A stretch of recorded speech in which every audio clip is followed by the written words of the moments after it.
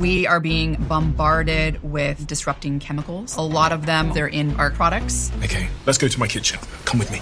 So this is my fridge. So the first thing I notice is this, because that's like the worst. Can I get a bin bag? This is made from recycled electronics. What about this? This is a problem also.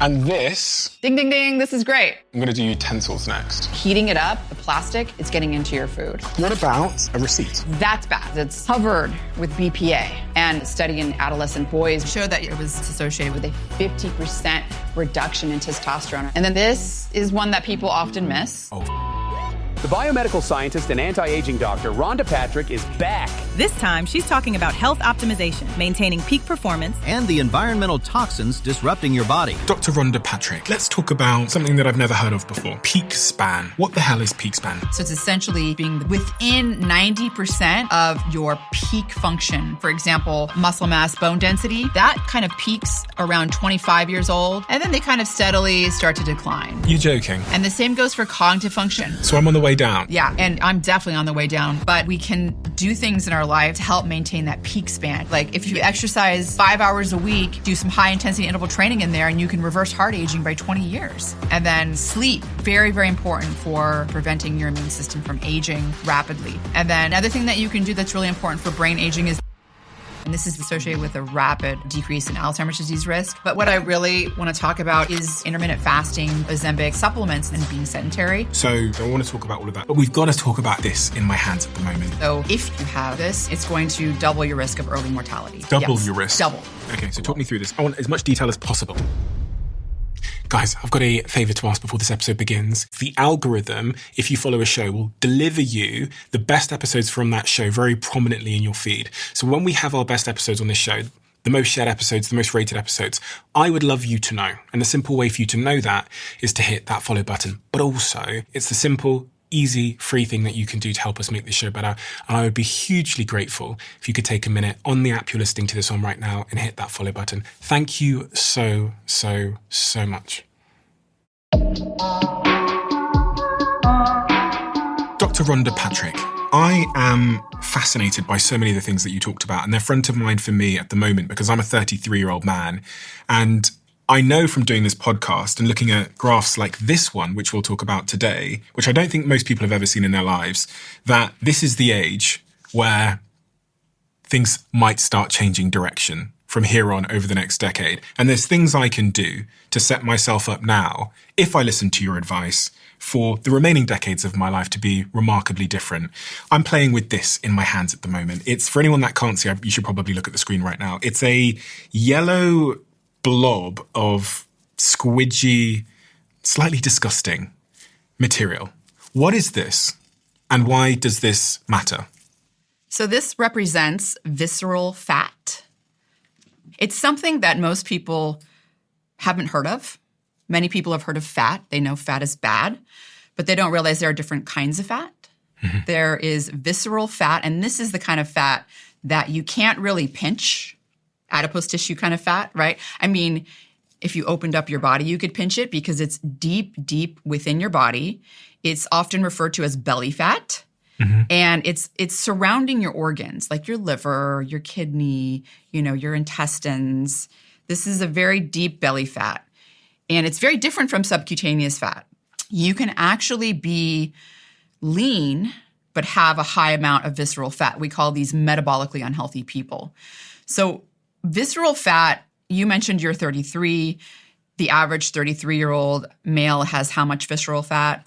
According to the data, it says roughly 1.2 pounds at the age of 30. And then for a woman, 0.5 pounds of visceral fat at the age of 30. At 40, it's 1.7 pounds for a man and 0.7 pounds for a woman. At 50, 2.2 pounds for a man, 1 pound for a woman. And at 60, 2.7 pounds of visceral fat and 1.4 pounds for a woman, which is the highest risk for metabolic syndromes at that age. But I mean, all of them are pretty scary. It is. And as you notice, the trend is as you get older, you have a higher risk of having more of it. 70% of women over the age of 50 have a high amount of visceral fat. 50% of men over the age of 50 have a high amount of visceral fat. This visceral fat, for one, it's going to double your risk of early mortality. Full stop. That's it's going to double your risk. Double your risk. Double. Visceral fat is, as I mentioned, different from the other kind of fat, the subcutaneous kind of fat, the adipose tissue kind of fat, in several ways. One is that it is metabolically active. It is secreting inflammatory cytokines. These are, molecules that are signaling to the immune system, but they're also involved with damaging our cells. And for this reason, people with a high amount of visceral fat are 44% more likely to get metastatic cancer. That's cancer that's going to metastasize. Very dangerous types of cancer. They're also more likely, you mentioned metabolic syndrome. This is a big, big thing with visceral fat. This type of fat is constantly breaking down triglycerides into free fatty acids. It's constantly doing it. What's triglycerides? Triglycerides are how your body is able to store fatty acids and fat and use them for later, energy, right? So they're constantly breaking them down and using them. They're using these fatty acids. But typically what happens in your body when you eat a meal, you have your glucose levels go up, right? Your blood sugar elevates, your glucose levels go up. And that signals to the pancreas in your body to make insulin. Insulin is this hormone that plays a role in many things. One of it is to tell different parts of the body to take glucose up, like your liver, your muscle, your adipose tissue. Well, the problem is this visceral fat is constantly making those free fatty acids. And so those fatty acids, it doesn't respond. This we call it, it's not really an organ, but this type of fat doesn't respond to insulin. So whereas the subcutaneous fat will stop breaking down fat and using fat as energy, it says, okay, look, I have energy here. I got to do something with this energy. Let me store it for later use, right? Well, that doesn't happen with visceral fat. What happens is it just keeps going. What happens is when your visceral fat is metabolically active like that, it is basically making it where insulin can't work its job. And so what happens is that glucose can't go into your liver. It stays in your blood system. And you really want it to be stored in your liver, right? You want it to be stored in your liver as glycogen to be used as energy when you're fasting or when you're, physically active or whenever you need it, right? Also in your muscle, same thing, stored as glycogen, or stored in your adipose tissue.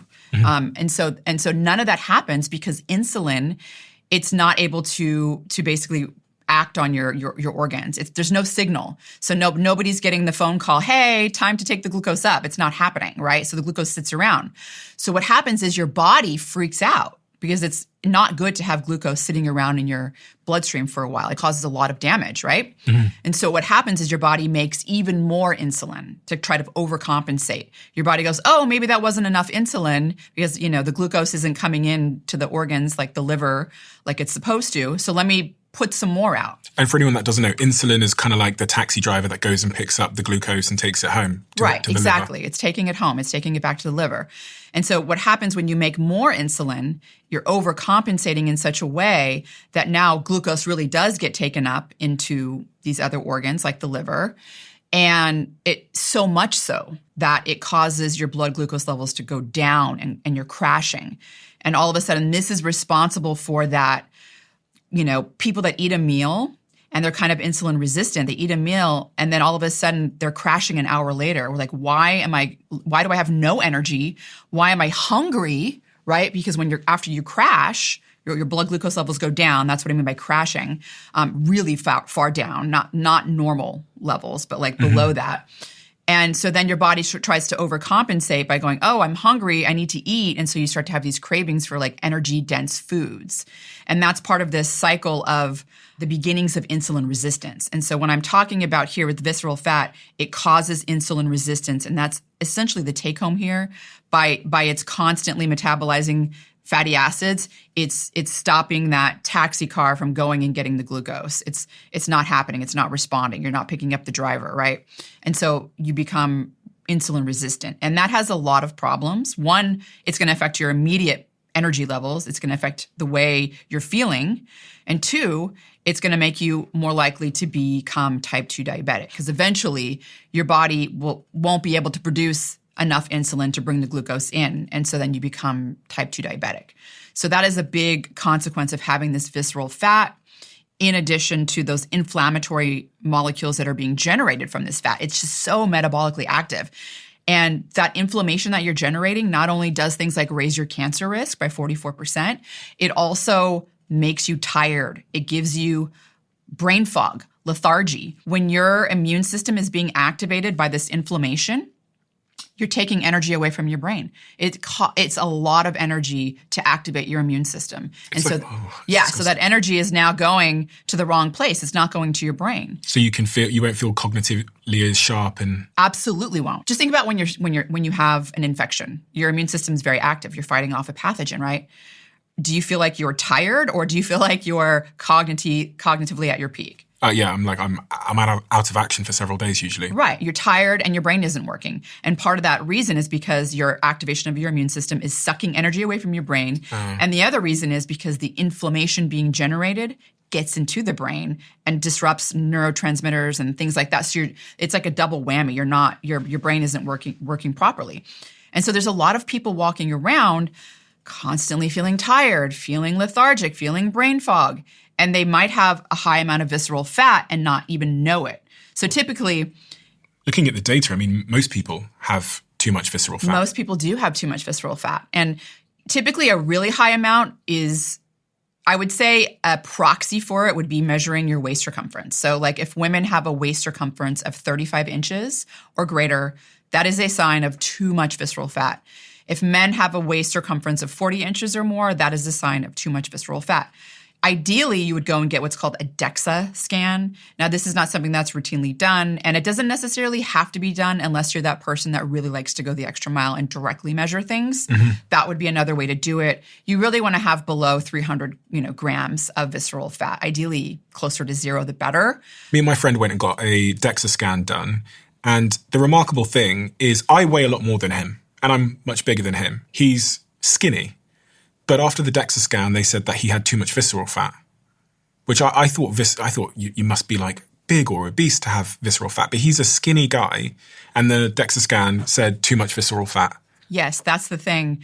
I was involved in clinical research for many years when I was doing my postgraduate training, and we were looking at populations of people that were metabolically unhealthy, maybe overweight, obese in some cases. And you would have someone come in that they looked skinny. They looked like they were metabolically healthy because they weren't overweight. And yet all of their biomarker data was showing the opposite. Like they looked on paper. If you would have shown me their metabolic data, I would go, oh, this is an overweight, obese person. So these are lean but metabolically unhealthy people. And a large percentage of that has to do with an increase in visceral fat. You won't even necessarily know that you're getting higher amounts of visceral fat. It's not necessarily going to be reflected on the scale. You mentioned maybe a pound, maybe a little bit more. That's like daily fluctuation in some cases, right? I don't know about you, but I can fluctuate a pound from day to day for sure. If you're talking about 500 grams or less, that's not going to be, reflected on a scale either. You might be going, well, why visceral fat? What's causing visceral fat? I mentioned age. That's a big one. Hormones is a big one. Women are very susceptible as they go through perimenopause and menopause because estrogen actually helps tell the body how to store energy, and it tells it to store energy and fat in adipose tissue, not viscerally. So when your estrogen starts to go down during perimenopause and then menopause, women really start to gain a lot of this belly fat. They gain a lot of the visceral fat. Testosterone also, it doesn't tell the body how to store the fat so much. It helps you burn visceral fat. So men are a little bit more protected when they're younger as well. But as they age, of course, testosterone goes down as well, and that affects the visceral fat. But mostly it's our diet and our lifestyle that's really affecting visceral fat. It's kind of mind-blowing how quickly you can gain visceral fat. Sleep is a big one. When you miss sleep, that is something that you can start to gain visceral fat very quickly. There was a study in healthy young men. These men were sleep restricted. Typically, when sleep restriction studies are done, you're looking at 4 hours of sleep per night. So pretty severe. Not out of the ordinary. I did many of those, college, graduate school, deadlines, definitely as a new parent. It's unfortunately drags on for months. So these men were only sleeping 4 hours a night for 2 weeks. Okay, these were healthy young men, college-age students, young. They gained 11% visceral fat after that 2 weeks, but not a pound on the scale. But they had 11% higher visceral fat after just, 2 weeks of not getting enough sleep. And they weighed the same. pretty much. So it was the composition of their body that's shifting. Yes. Also, the visceral fat, like I said, you're not gaining pounds and pounds and pounds of it necessarily. You know, you're gaining grams and grams, but like it's happening, and any amount that you're starting to gain is unhealthy, right? It's going to start causing insulin resistance. It's going to start, causing fatty liver. That's another thing it does it because it's around the liver. The liver doesn't know what to do with all the fat, so it starts to make and store it around the fat, and so you start to get this non-alcoholic fatty liver, which is happening now in like young people. So sleep is one. Another major, I would say, lever for gaining visceral fat is your diet. Quality and quantity. So if you start to be in a caloric excess constantly, you can start to gain visceral fat. And that's also been shown in studies. So there was a recent study that, again, was in healthy young men, given about 1,200 extra calories a day. And it was mostly from ultra-processed foods, right? I mean, they're 1,200 calories, so like Big Mac and a Coke, Big Mac and fries, whatever. So you're talking about almost like an extra meal a day. And from processed foods, ultra-processed foods. For 5 days, they were given, this extra caloric intake. After that 5 days, they started to gain visceral fat. They started to have signs of fatty liver after 5 days, and their brains became insulin resistant. And this is important. Yes. So how many calories were they having in excess? 1,200 to 1,500. In excess? More than what they were usually going to eat, yes. Okay. Yes. So, it's a lot of people are eating caloric excess, daily. They're not exercising, and there's no energy expenditure, and they're eating more. And so they're in 1,200. Now, this is the extreme end, right? I'm giving you an extreme end because that's what they do usually in studies like this because they want to get a significant result. But after 5 days, they were gaining visceral fat. Their brains became insulin resistant. So insulin is also very important for the brain. The brain is telling the body how to store the fat and how to store energy. And when insulin's not able to get into the brain and have its action, then you start to not have the brain tell the body how to store this energy, and it ends up storing it viscerally. It's like this default. Do you know, putting those two things together, the thing I've noticed that impacts my performance the most as it relates to articulation, cognitive performance, my ability to think, is those two things coming together. You talked about sleep and diet. It's when I eat late. It's when I eat close to sleep. If I do that a couple of nights in a row, I feel like my brain no longer works. Yes. Yeah. Obviously we all have to live our lives, and there's social things, and it's fun to go out and have a dinner with your friends or an event, right? But it's not a good idea to eat a big meal, 3 hours before, fewer than 3 hours before bed. So you want to stop eating 3 hours before bed. And 3 is really the magic number in multiple studies, because when you eat a meal, it is activating your sympathetic nervous system, right? That's the fight or flight response. That's not what you want active when you're about to go to bed. When you're activating the sympathetic nervous system right before you're going to bed, let's say you eat a meal within an hour of bedtime, you're digesting all that. Your sympathetic nervous system is active. And even if you're sleeping, it's not good sleep. It's fragmented sleep. And so it's disrupted sleep because you need to be in that parasympathetic part of, the nervous system. That dominance needs to be parasympathetic, which is the rest, restore. It's called rest and digest, but I don't like digest because actually digesting is what activates the sympathetic nervous system. So it's like the recovery, right? So should I stay up then for 3 hours? If I eat at midnight, should I stay up till 3 a.m.? No, you should just go to bed, but don't do it on a daily basis, right? I mean, the key is the habit, the habit. And so if you need to eat something before bed, you should do something that's light, maybe a protein shake with some almond milk, something that's not super heavy. I've heard you talk about fiber. Resistant starch does, interestingly, seem to help improve sleep. And so, maybe some rice or a potato, a little bit of rice or a potato. Some fries or something. Maybe not a fried potato. Baked potato, and then cool it, because then it's resistant starch, right? Because then it's good for your gut microbiome. Why? It changes the composition of the fiber. And you can cook it, let it cool, and then heat it again if you like to eat it heated, as long as it went through a cooling part. Wow. And then you can eat it. But that's resistant starch. Resistant starch is also in green bananas, very beneficial for the gut, and also interestingly, for improving sleep. the things that are really moving the needle to make you gain visceral fat are basically being in a caloric excess, especially from refined, high-fat, high-sugar foods, and then not getting enough sleep, move the needle. Chronic stress is an amplifier of it. So if you're constantly having cortisol, that's kind of stopping the body from storing energy the right way, and it's going viscerally as well. I would say that amplifies, especially if it's like in the context of being in a caloric excess and not exercising. Alcohol is another one. If you're excessively consuming alcohol, you're going to store a lot of the energy that you're also consuming is going to be stored viscerally. I mean, you've seen the beer belly, right? I mean, that's like a thing. It's visceral fat. It's not beer. It's visceral fat. So alcohol is another one. In terms of losing visceral fat, I mean, the good news is that you can lose it quite easily and quite rapidly. I was going to say parents have a hard time because you're naming those things about like sleep and stress. And I was thinking, gosh, parents have it coming from them from all sides. They do.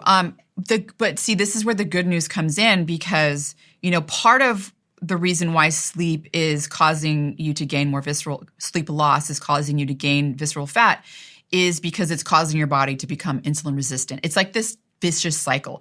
Visceral fat causes insulin resistance. Insulin resistance causes more visceral fat, right? And becomes this, and that's why once you get into that cycle, it just spirals out of control, right? And you start to gain more and more and more. Sorry, insulin resistance, what is that? That is when your body no longer produces insulin?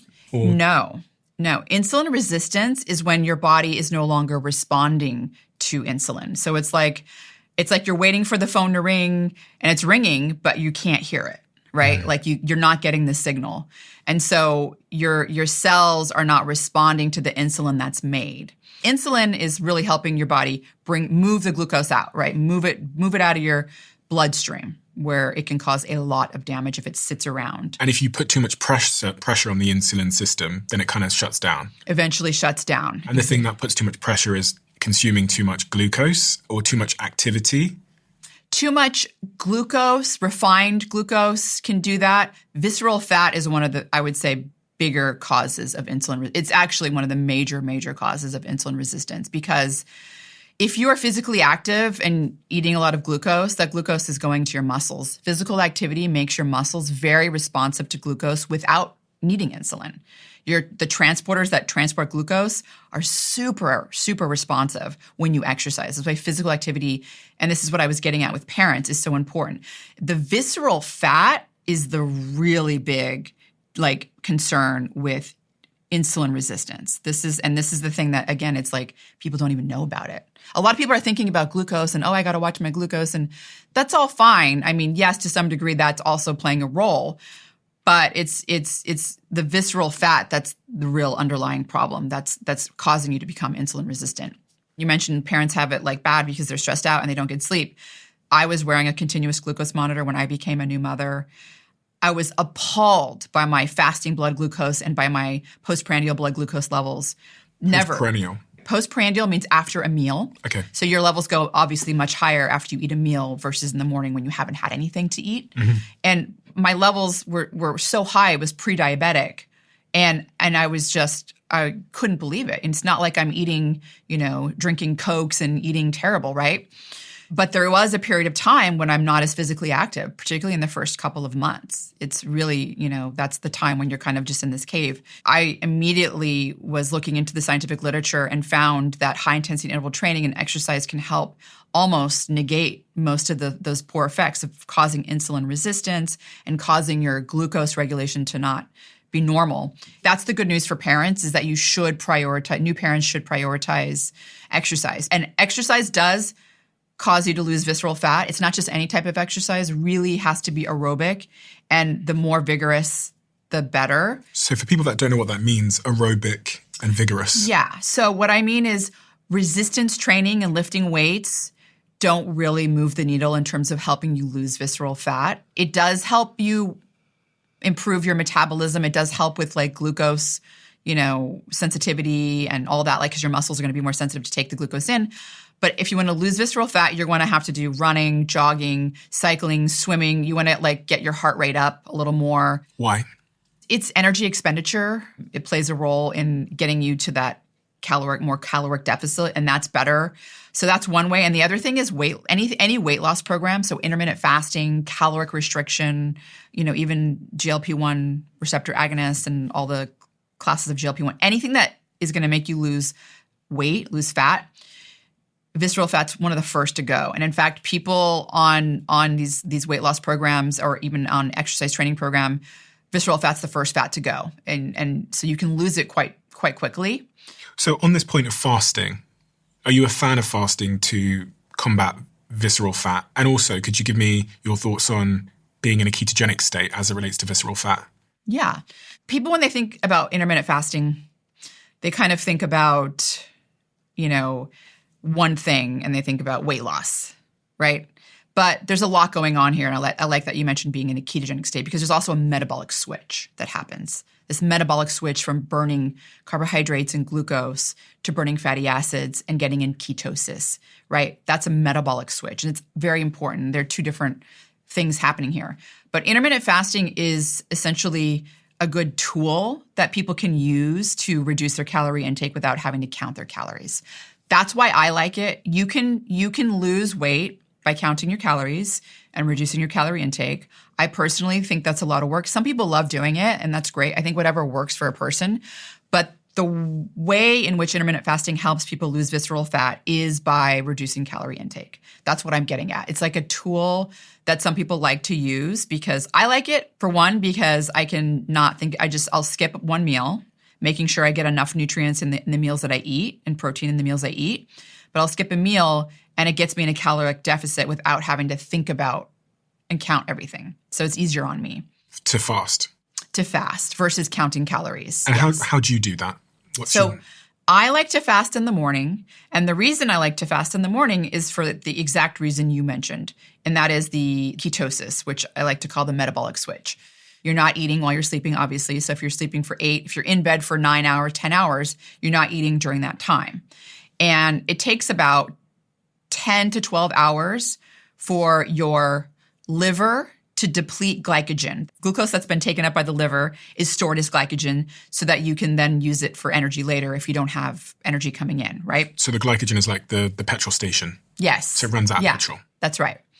And so it switches to diesel. And then switches to diesel. And so after that switch, that metabolic switch, when you deplete that glycogen while you're sleeping or while you're not eating after about 12 hours. And by the way, this is all relative because it depends on the kind of foods you eat and how physically active you are. So if you eat a lot of high carbohydrate, refined sugar stuff, you might take even longer to deplete your glycogen because you're putting a lot of input in there. You keep filling up the fuel tank, right? Mm-hmm.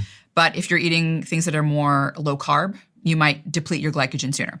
So when you deplete your glycogen, you get into this metabolic switch because your body still needs energy, but there's no glucose around, right? So you start to switch to, your fatty acids are mobilized. They come out of your adipose tissue. This is why people lose fat. They come out of the visceral fat. You start to use those fatty acids and burn them as energy. And as a product of that energy, you're making ketones, ketosis. And the reason I like to do this in the morning is because then I can really get into that ketotic state where if I'm fasting, I fast for about 16 hours a day, and then I eat my meals within 8 hours a day. Typically, that's what I do. The reason I like to be in that metabolic switch state is many reasons, actually. One, the ketones themselves are providing my brain with energy, very easily utilizable energy, but they're also acting as a signaling molecule to my brain going, hey, this is a stressful time. There's no food. You better be cognitively sharp. You got to find that food. You got to know what you're doing, right? It's an evolutionary adaptation. Humans for thousands of years were going through this metabolic switch because we didn't have Instacart. We didn't have Postmates. We didn't have all Uber Eats, right? We had to find our food. We had to hunt our food. And we didn't always do that, right? And so when I get into that metabolic switch state, I feel it. I feel more cognitively sharp and I feel less anxious, which is part of it because those ketones also help increase something called GABA. That's an inhibitory neurotransmitter. It's essentially, you can just think of it as it helps you feel calmer. When I feel calmer, I'm more cognitively focused because it's like the background anxiety is down, right? It's like you can focus.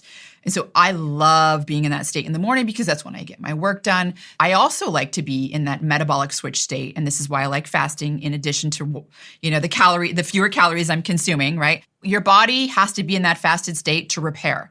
If you're constantly in a fed states are important for anabolic growth. We need it to grow, right? But the repair state is also very important because with the growth comes damage. Damage comes along with that. And you want to repair that damage because damage will accelerate aging. And so I like to be and give my body enough time. I don't want to just wake up and eat where it's like, oh, I've only barely depleted my liver glycogen. I'm not even in that repair state very long, right? I want to extend it a little bit. And so I like to have that repair process active. And that it is active fasting activates it. But also you have some amount of active repair going on even when you're in a fed state. It's just heightened when you're fasted. So those are the reasons I like intermittent fasting. I feel good when I do it. I also do a lot of training, not all of it. I do a lot of training fasted. Cardiovascular, aerobic endurance exercise, so running, biking, that stuff I like to do fasted. I'm not going for a 10-mile run. I'm going for a 3-mile run, right? I mean, so if I was going for a 10-mile run, I wouldn't be fasted. I would need some fuel. But there are multiple studies showing that if you do aerobic endurance training, this kind of running, cycling, swimming type of training, you actually have better adaptations if you're fasted versus fed. What does that mean? So much of the benefit from exercise, right? Aerobic exercise, when you're breathing in, you're working hard, is from the working hard. But your body responds to that, right? Because the working hard is causing inflammation. It's causing oxidative damage. And your body is responding to that by going, oh, we got to get better at this stuff. So you have anti-inflammatory pathways activated. You have antioxidant pathways activated. Your body needs to burn fat. You need fuel. And so if you're fasted, you get better at burning the fat and oxidizing the fat, and you continue to do that throughout the day better as well. So you have what are called mitochondrial adaptations that are better. You make more mitochondria. Mitochondria are very important little tiny organelles inside of most of our cells that make energy. And they're very important for everything. I mean, they're running our brains right now so we can talk, our heart, so we can breathe, our lungs, everything, right? And so exercise does make you increase the amount of those new mitochondria that you make that are young and healthy. If you're fasted. Both, even if you're not, but if you're fasted, it's even better. This has been a big debate around whether this applies to both men and women. Should both men and women exercise fasted? This is my read of the literature and my thoughts on this from also having experts that have studied male versus female responses to exercise. First and foremost, how do you feel when you exercise fasted? If you feel terrible, that's a sign. I think listening to your body is the most important thing that you can do. There are times when I have to eat before I exercise, and I listen to my body. That's it. I'm going to eat. When it comes to women versus men and doing exercise fasted, it also depends on, are you doing a 30-minute run? Are you doing a 2-hour run? If you're doing a 2-hour run, you need to fuel. That's a lot. That's a big stress. When it comes to a 30-minute run, you don't really necessarily need to. Now, the problem with women is that they're often, if you're in too much of a caloric deficit and you don't eat enough food within, afterwards, you're not refueling enough, and you're doing very, very long, high volume types of exercise, then you can basically disrupt some of your hormones, your follicle stimulating hormone, luteinizing hormone. These things will make you become amenoretic. So you basically stop ovulating and you stop getting your menstrual period. And what's the evolutionary reason for that?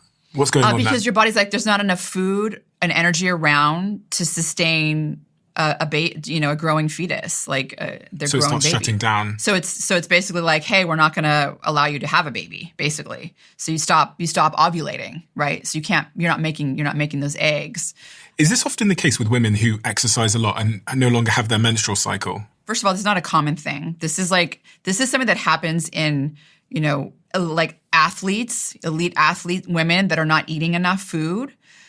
I did this to myself when I was in my early 20s, and I was racing marathons, and I was running 10 miles a day, 8 to 10 miles a day, 5 days a week. And then I was eating carrots and hummus, and, fueling myself. And I did this to myself too. So how do you feel if you train fasted? Do you feel terrible? Don't do it. If you want to train somewhat fasted, go for the protein shake with a little bit of almond milk or something like that, where you're not eating a full meal, but you're getting something. So I do a lot of my training fasted, and that has helped me. I'm 47 years old and perimenopause. You're in phenomenal shape. Thank you. Thank you.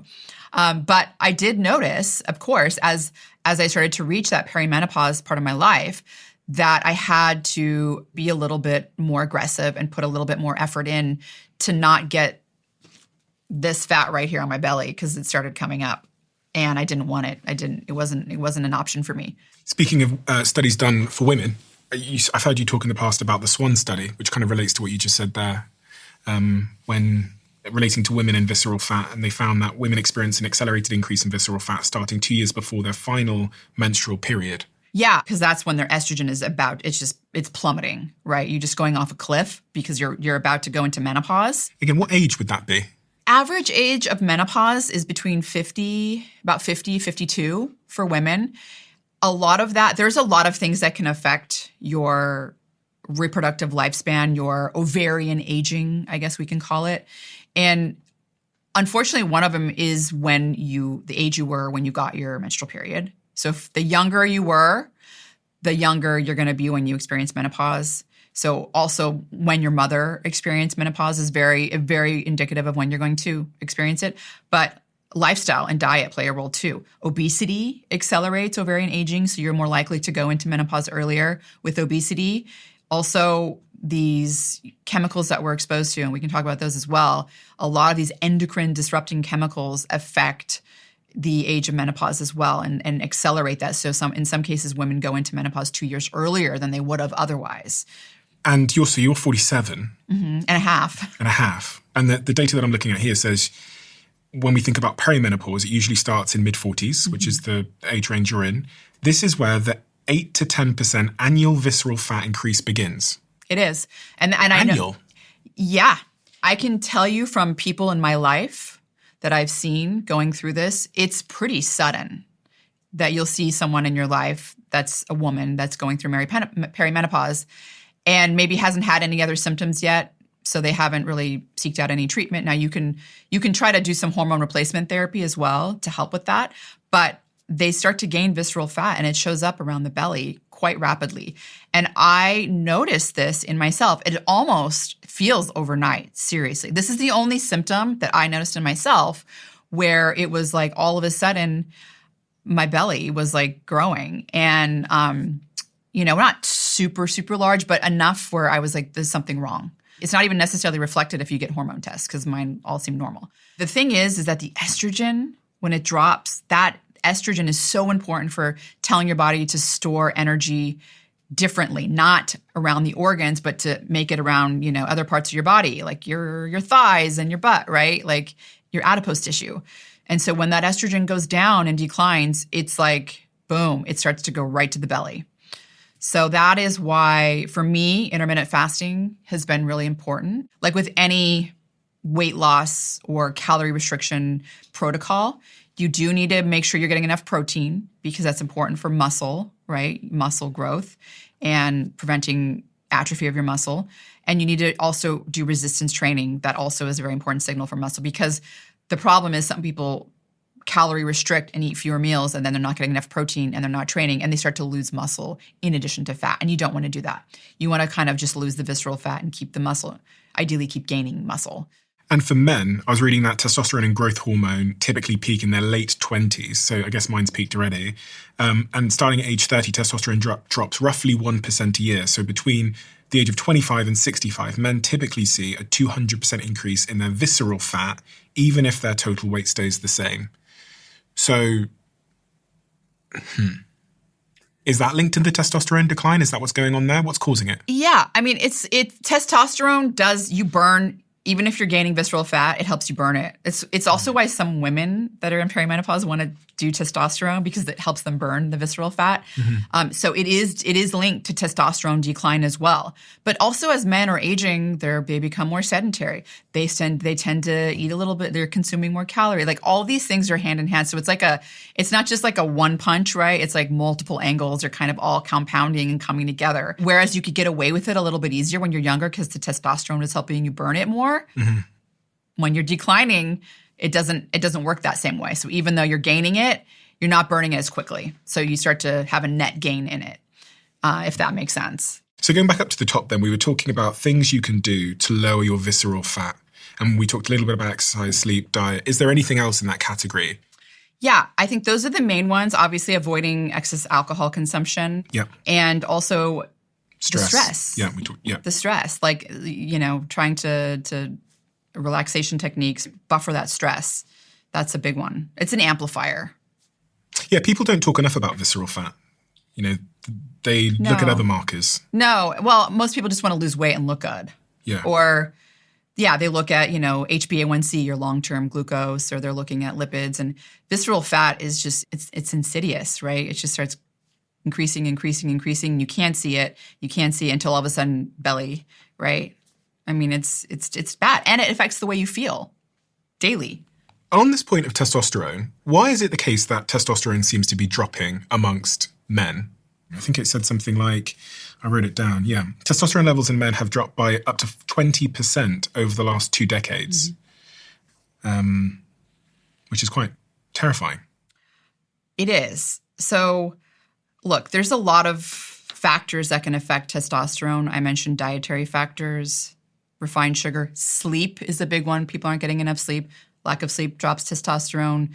Micronutrients, not getting enough zinc. For example, zinc's very important for testosterone synthesis, and magnesium. Like there's important nutrient components, but I think the big player here is actually environmental. I think that we are being bombarded with what are called endocrine disrupting chemicals. These are man-made chemicals. A lot of them are part of plastic. They're made to help plastic be more durable or more robust, or they're water resistant. So there's probably 3 main endocrine disrupting chemicals that are found in our environment, mainly because they're in plastic, or they're also in things that are water resistant, oil resistant, fire resistant, flame retardant. BPA, bisphenol A, is one. Another one is phthalates, pH, phthalates. And the last one would be PFAS. These are the forever chemicals. These are the 3 main, I would say, players in terms of disrupting endocrine function, endocrine being hormones. Sex hormones like testosterone, estrogen, but also thyroid hormone, very important for regulating our metabolism, for example. Are they really causing a problem? Absolutely. Really? Absolutely. Because I'm looking at the picture you have there of PFAS? PFAS. And it's got like a coat and shoes on there. You're telling me the clothes that I wear are having an impact on my hormones? They can, but I think it's less of a direct effect and more downstream. So the PFAS chemicals, or the forever chemicals, they're used in things to make them oil resistant, stain resistant, water resistant. So the Teflon pans would be the biggest example. You remember those nonstick pans? They have Teflon. That has PFAS on it. We're going to go into my kitchen in a second, so I'll take all of the viewers that are watching now into my kitchen. We'll have a stroll around my kitchen, and you let me know if there's something. Oh, gosh, I hope you don't have Teflon. But, I mean, my mom used it when I was growing up. I remember the nonstick pans. That stuff is coming off into your food, and so you're eating these PFAS. How do we know that they're dangerous? Okay, well, I'll tell you how we know. Let's start with, so the PFAS chemicals are ones that are they're more affecting the thyroid. And they're affecting, I would say, ovarian aging. They seem to target the ovaries and accelerate the age that you're going to get menopause. So you're going to get it around 1 to 2 years earlier if you have a high amount of these forever chemicals. But there's been a lot of studies looking at, let's start with BPA. Okay, bisphenol A. That's a big one because you see a lot of marketing around BPA free. This plastic water bottle is BPA free. Well, it's BPA free, but it has another chemical called BPS, which is very similar, if not worse, than BPA.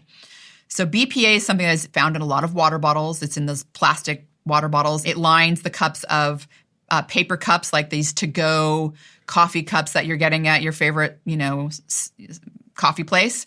Plastic is lining them, yes. Plastic lines them because it's protecting it from the liquid, right? BPA has been linked to many different diseases, but really, really, it's an endocrine disruptor. So what it does is a couple of things. One, BPA acts as an estrogen mimetic. So it kind of mimics estrogen and it binds to the receptors that estrogen do to do its function.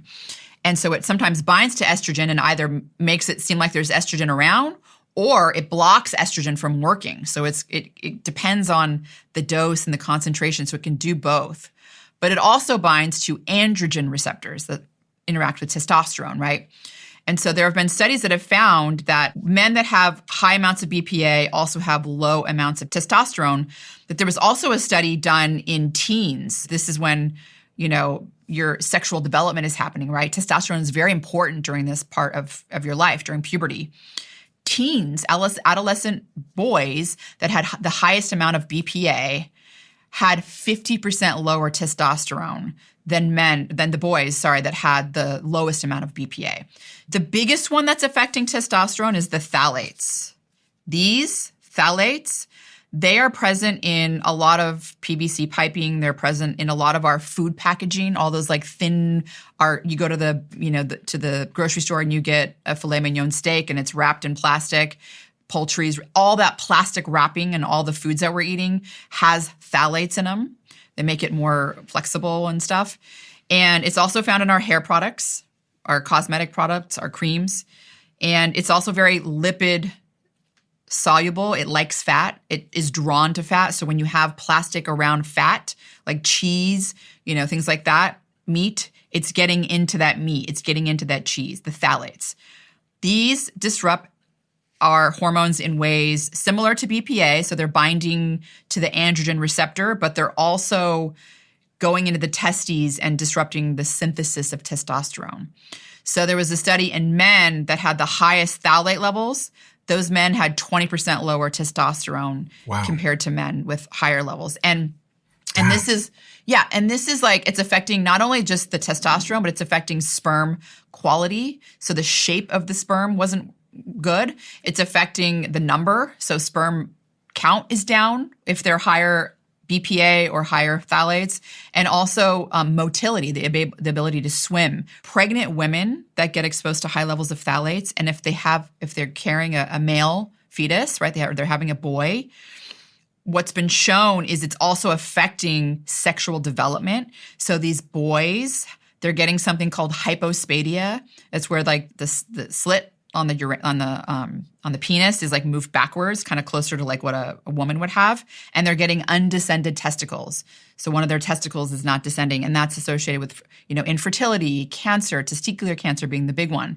This is happening at a alarming rate. Like something like 20% of boys now have an undescended testicle. I mean, it's crazy because their mother had high phthalates. Well, this is definitely something that is known in our environment to cause that. I don't know if that's the only cause, but it, in my opinion, is a very, very concerning cause that nobody is talking about and that should be addressed. And it's everywhere. We have these in all of our plastic wrappers everything that we're eating.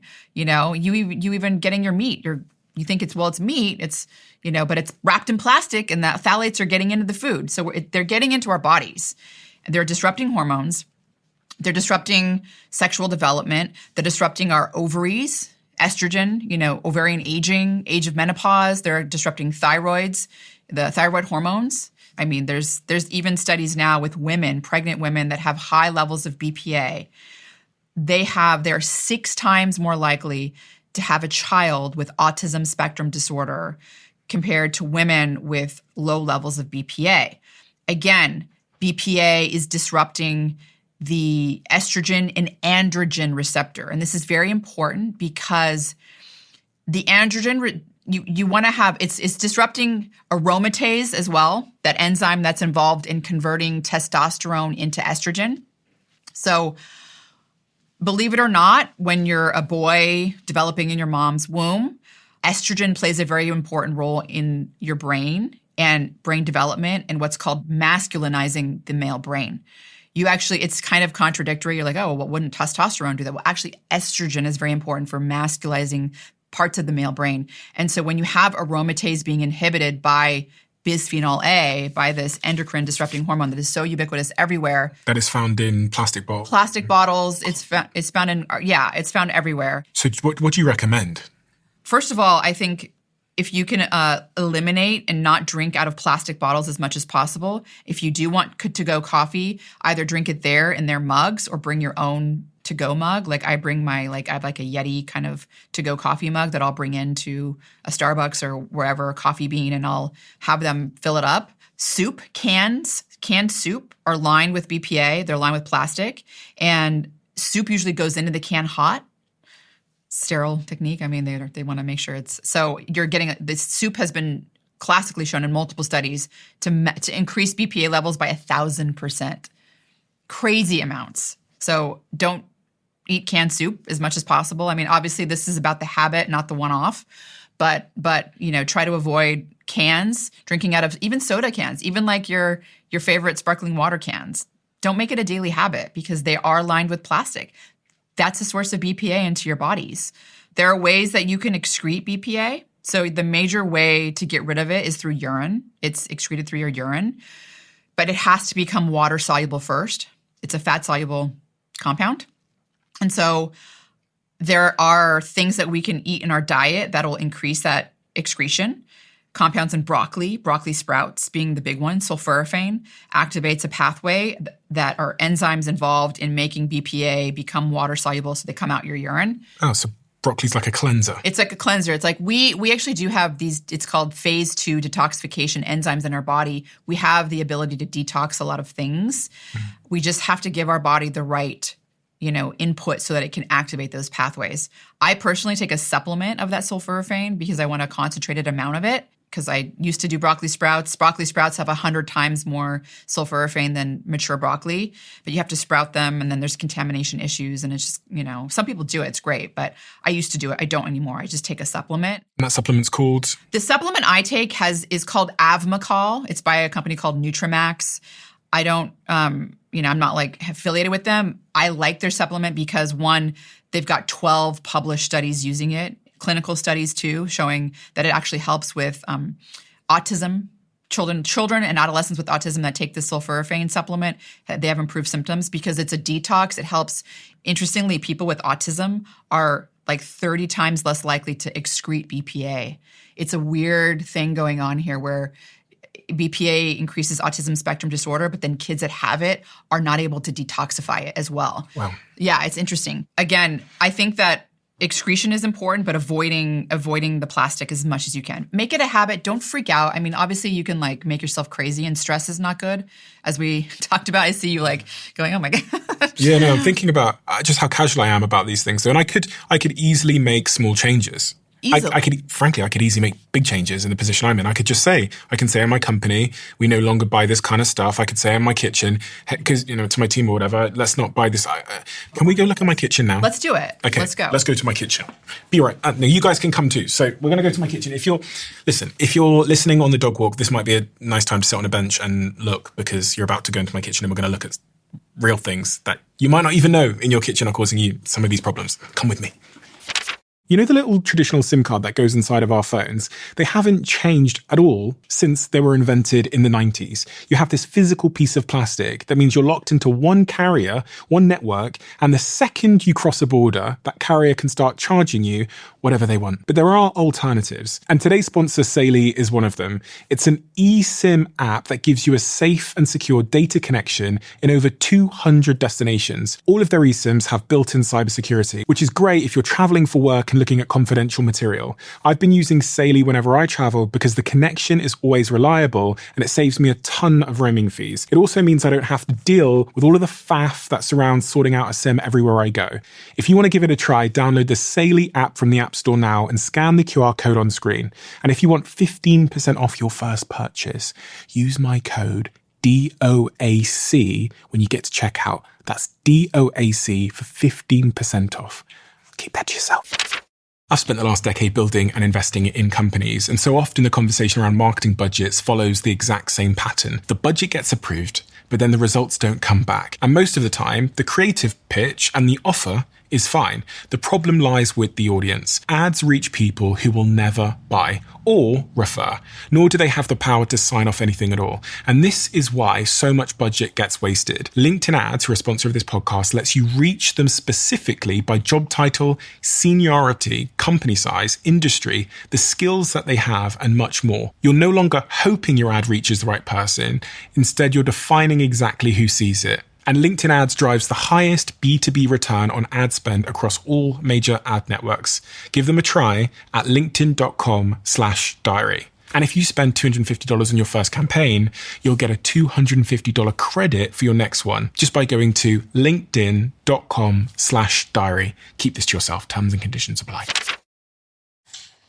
Okay, so the team have been here for the last couple of days. We've been getting lots of takeaways. And so this is a higgledy-piggledy of everybody's food. What's wrong? You're pulling... Black plastic. What's wrong with the black plastic? We talked about plastic. It has BPA, it has phthalates, but it also typically is made from recycled electronics. And the problem here, Stephen, is recycled electronics have flame retardants in them because you don't want your electronics catching fire. And there have been a variety of studies now that have found that black plastic has a high amount of these flame retardants that are leaching into the food and getting into people's bodies that way. Not only do you not want to eat out of black plastic, you don't want hot food going in there, right? Because that's like the worst. Can I get a bin bag? I need a bin bag. Okay, so let's throw that in the bin. What else? I'm going to take all of it out. Okay, this is the other thing that really reaches out, stands out to me, because spicy foods, anything acidic that goes into plastic causes the chemicals to leach into it even more rapidly, kind of the same way the heat does. So heat, acidic foods, not good in plastic. So my spicy sauce, if it comes in a little plastic tub, it's going to leach in? Look, if it's the one-off, okay, but like not a habit. Yes, a big-time leach in. You're eating BPA hot sauce. Okay. So the black stuff is out. And it's going in hot. Yeah, this has phthalates and BPA. I mean, look, are you drinking this every day or is it the one-off? No comment. No comment. Mind your business. Okay, what else? What about this? This is made of paper. Here's my little thing I do. See that? Waxy. There's a waxy this PFAS. On the edge? Yeah. Does it seem like it has a waxy substance to you? Yes. This is better than the black plastic. If you had it, like, if there's like tears, this is better than black plastic. Okay. And this? Ding, ding, ding. This is great. This is the best thing that you can do. If you're going to have food made for you or you want to order takeout, have someone make it for you and deliver you in this. And this is a bamboo lid. Bamboo lid with Pyrex glass, right?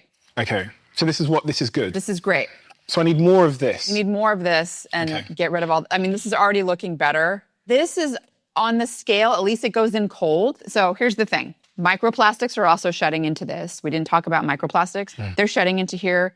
The chemicals... not as much in something like this, but they're still getting in. So this is a little bit better when it comes to like the tiers here. The hot food is the worst. This is a little bit better, but I still would get lettuce. Because it's cold. Because it's cold. So it's not seeping. Exactly. Okay, so I might be able to keep that then. What else do you notice here? So I noticed that I really like your glass sparkling waters. That's great because, you know, glass is less likely to have microplastic shedding, less likely to have the chemicals. There was a study that actually found, interestingly, there were more microplastics on the top, so the paint that's on these lids. Plastic polymers are used in that. And during the processing and, you know, bottling up of these things, they get into the water. And so believe it or not, glass bottled water has more microplastics than plastic bottled water. Okay, this is terrible. But I'm going to tell you why I think this still is worse, okay? So this is got microplastics, but it also has BPA and phthalates. They're in this water. This was not always cold. It's, you know, it was in some warehouse, shipping container. Who knows how it got here? It's been heated up, I'm sure, several times. The problem is that there was a study showing that glass bottles have a higher amount of microplastics than plastic. And you might go, why is that? Because they're all coming off on this paint and getting in. When it comes to microplastics, size matter. I'm not as worried about it having more microplastics because it would show that they were large microplastics. Your body doesn't absorb large ones very well. They come out through your feces. This has tons of what are called nanoplastics. very, very small particles that get into the gut and get into your bloodstream. So I still go for the glass water. So I would avoid drinking out of these as much as possible. So I like how you have these condiments in the glass. This is how my refrigerator looks as well. I'm very, very obsessive about anything that has acidity in it, like hot sauce and ketchup. It needs to be in glass because the acidity is leaching microplastics and BPA and phthalate chemicals into your condiments, and then you're putting that on your food and you're eating them. Again, this is ubiquitous. It's everywhere. Plastic is everywhere. The chemicals are everywhere. And you're not even thinking about the fact that your hot sauce and ketchup are also, vehicles for delivering these microplastics and, their associated chemicals into your body. So I really like these. Like this one, I would go for a glass mustard. Those are better. Glass bottle. So this is plastic. Same thing. It's acidic. I would say, for the most part, or the butter. Oh, yeah, this is bad. Is this butter or cheese? Yeah, so this is a problem also. So if you look at this, it's that flexible plasticky stuff, right? It has phthalates in it. What, this? Oh, that's even worse. This is, yeah, so this is the plastic that basically, phthalates are in this, and they're fat soluble, and they're just leaching into this fatty cheese. They're leaching into the fatty cheese. So you can buy cheese that's like without this in just the container. That's a little bit better. You know what I mean? Like I'm thinking of feta cheese, for example. Like some feta cheese comes in this plastic wrapper, but you can buy it with just the container. And at least it's not like close, like with juices, like just seeping into it, getting the chemicals into it. But this is fine, isn't it? Eggs? Yes, eggs are great. There we go. Eggs are great. We found something. Okay, Rhonda, so spatulas and kitchen utensils, are these good? Are these bad? What's the best? Yeah, good question. These are great, right? There's no plastic here, no possibility of plastic leaking into your foods. You got your nice pasta spoon. These are silicone, I'm imagining. Yeah. In theory, the silicone should be okay. The problem is that there's a lot of silicone that actually it's mixed with plastic too. So I go for the wood ones that are like this, like the wooden spatula. That's what I use. You, in theory, should be good. In practice, a lot of silicone that's been measured out there and tested does have plastic. So I would say if you want to really be careful, I would switch. But most people at home probably have a plastic spatula. Is that accurate? Most people at home have plastic spatula, and a lot of people also have black plastic spatulas, which again, back to that black recycled electronics, flame retardants. These are cancer-causing chemicals in there, bromolylated chemicals that are causing cancer. So yeah, I would say that even shifting from the plastic to this is probably a step up, but I don't know that this is just pure silicone.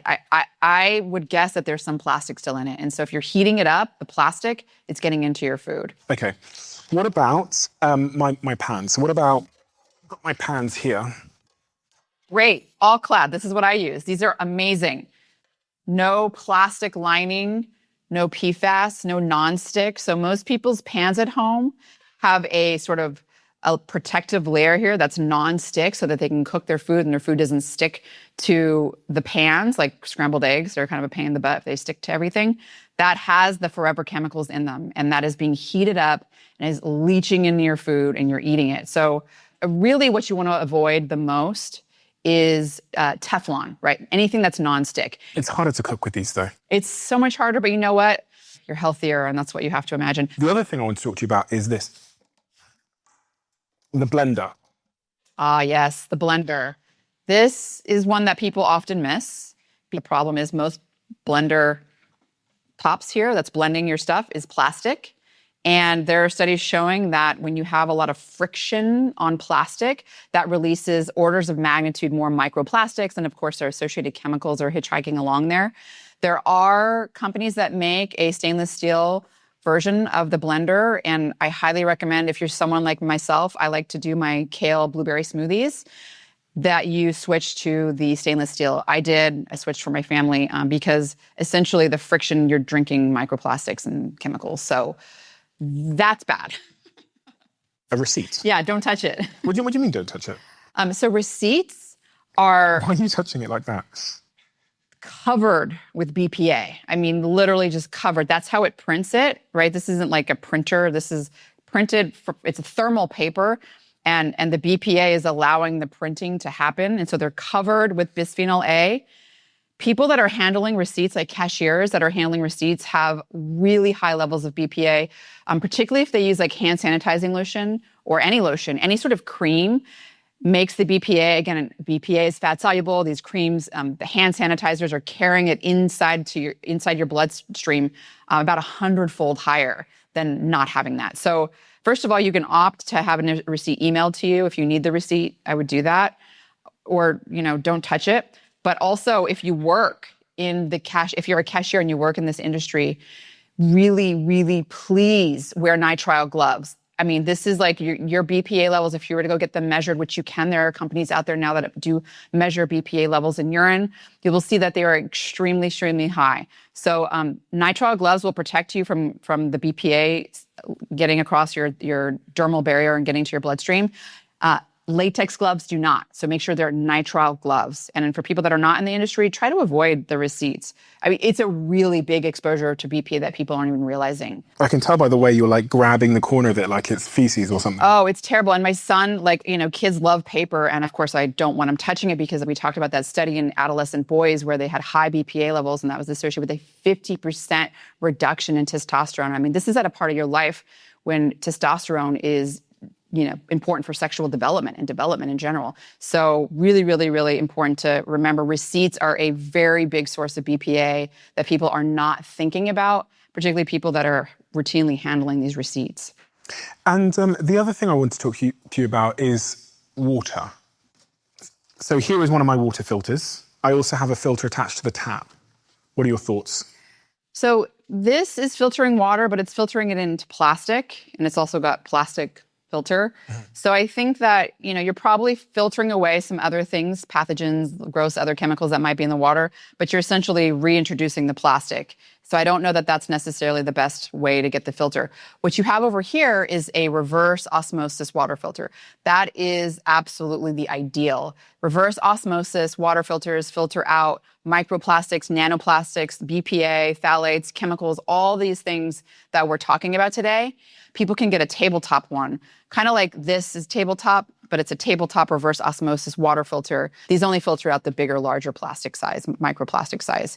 And then the last thing I want to mention, Stephen, because you do have a reverse osmosis water filter, is that it does filter out a lot of small particles, including essential trace elements and some essential like minerals and stuff. So you want to make sure that you are taking a multivitamin mineral supplement, and you can also get what's called little essential element drops that have things like phosphorus, manganese, iodine, some of these things that are being filtered out of your water, and making sure you're reintroducing that to your water. Okay, so it takes some good stuff out too. It does, yeah. Okay. Is there anything else that maybe is either in my kitchen now or not in my kitchen that is a culprit of BPAs and PFALs? Yeah. Here's the first problem here. And then inside where the hot water is going through there's plastic pieces. So the hot water is going through plastic to get to your little espresso, cup here. These, I actually looked into this because at first I thought they were lined with plastic. They're not. My concern is mostly the water going through this system that's heating up. It's got plastic, piping in there that it's going through. Okay, so I'm going to just stay there and I'm going to just grab. Okay, so this is now the coffee that I drink called Contaminating. Huh.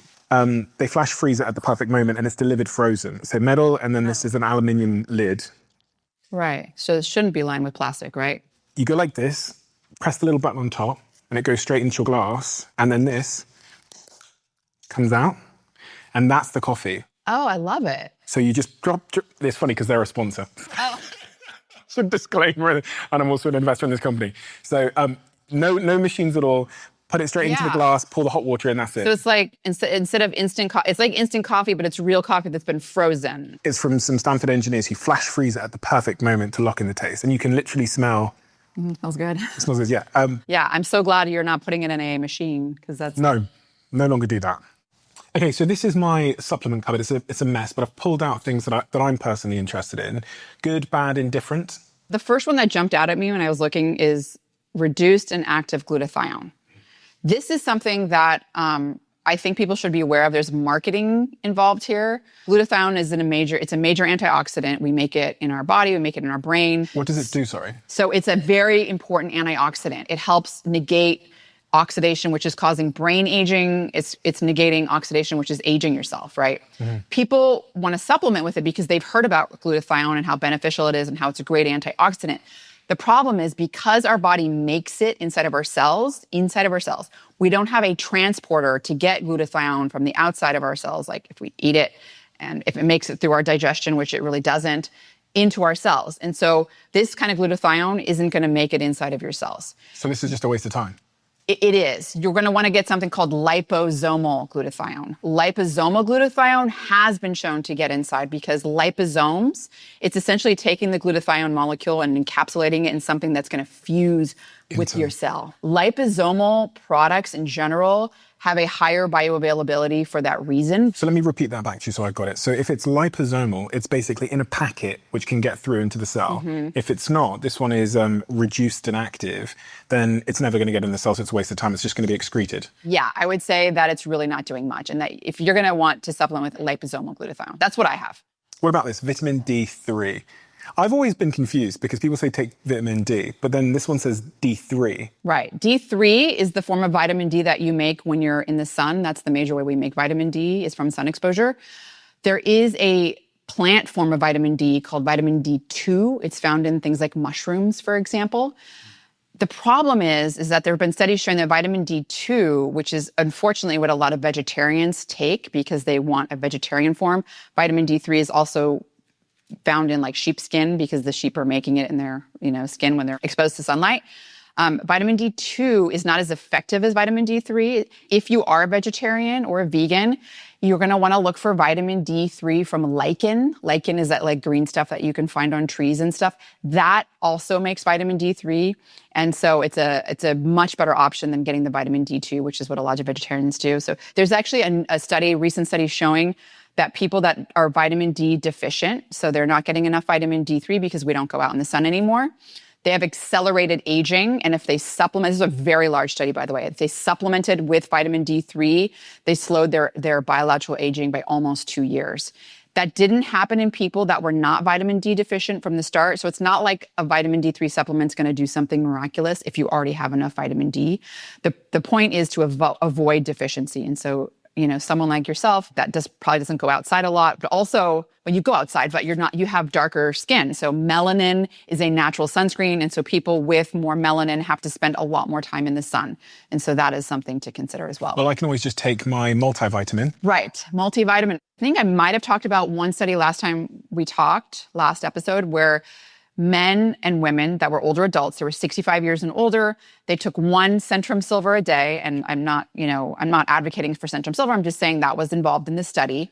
And after 3 years, they had reversed their brain aging, global brain aging by 2.1 years. And they reversed their episodic brain aging by almost 5 years. So episodic memory is the kind of memory involved in remembering events and people and things like that. As you get older, that stuff doesn't come as quick, right? So it delayed that aging by 5 years. Well, the same study also just recently published, literally like a couple of weeks ago. Again, part of this large study, it's called the Cosmos study. They looked at the multivitamin use and biological aging, epigenetic aging, and they found that the Centrum Silver multivitamin also slowed biological aging, epigenetic aging by a few months. And this was only after 2 years. And you might go, a few months.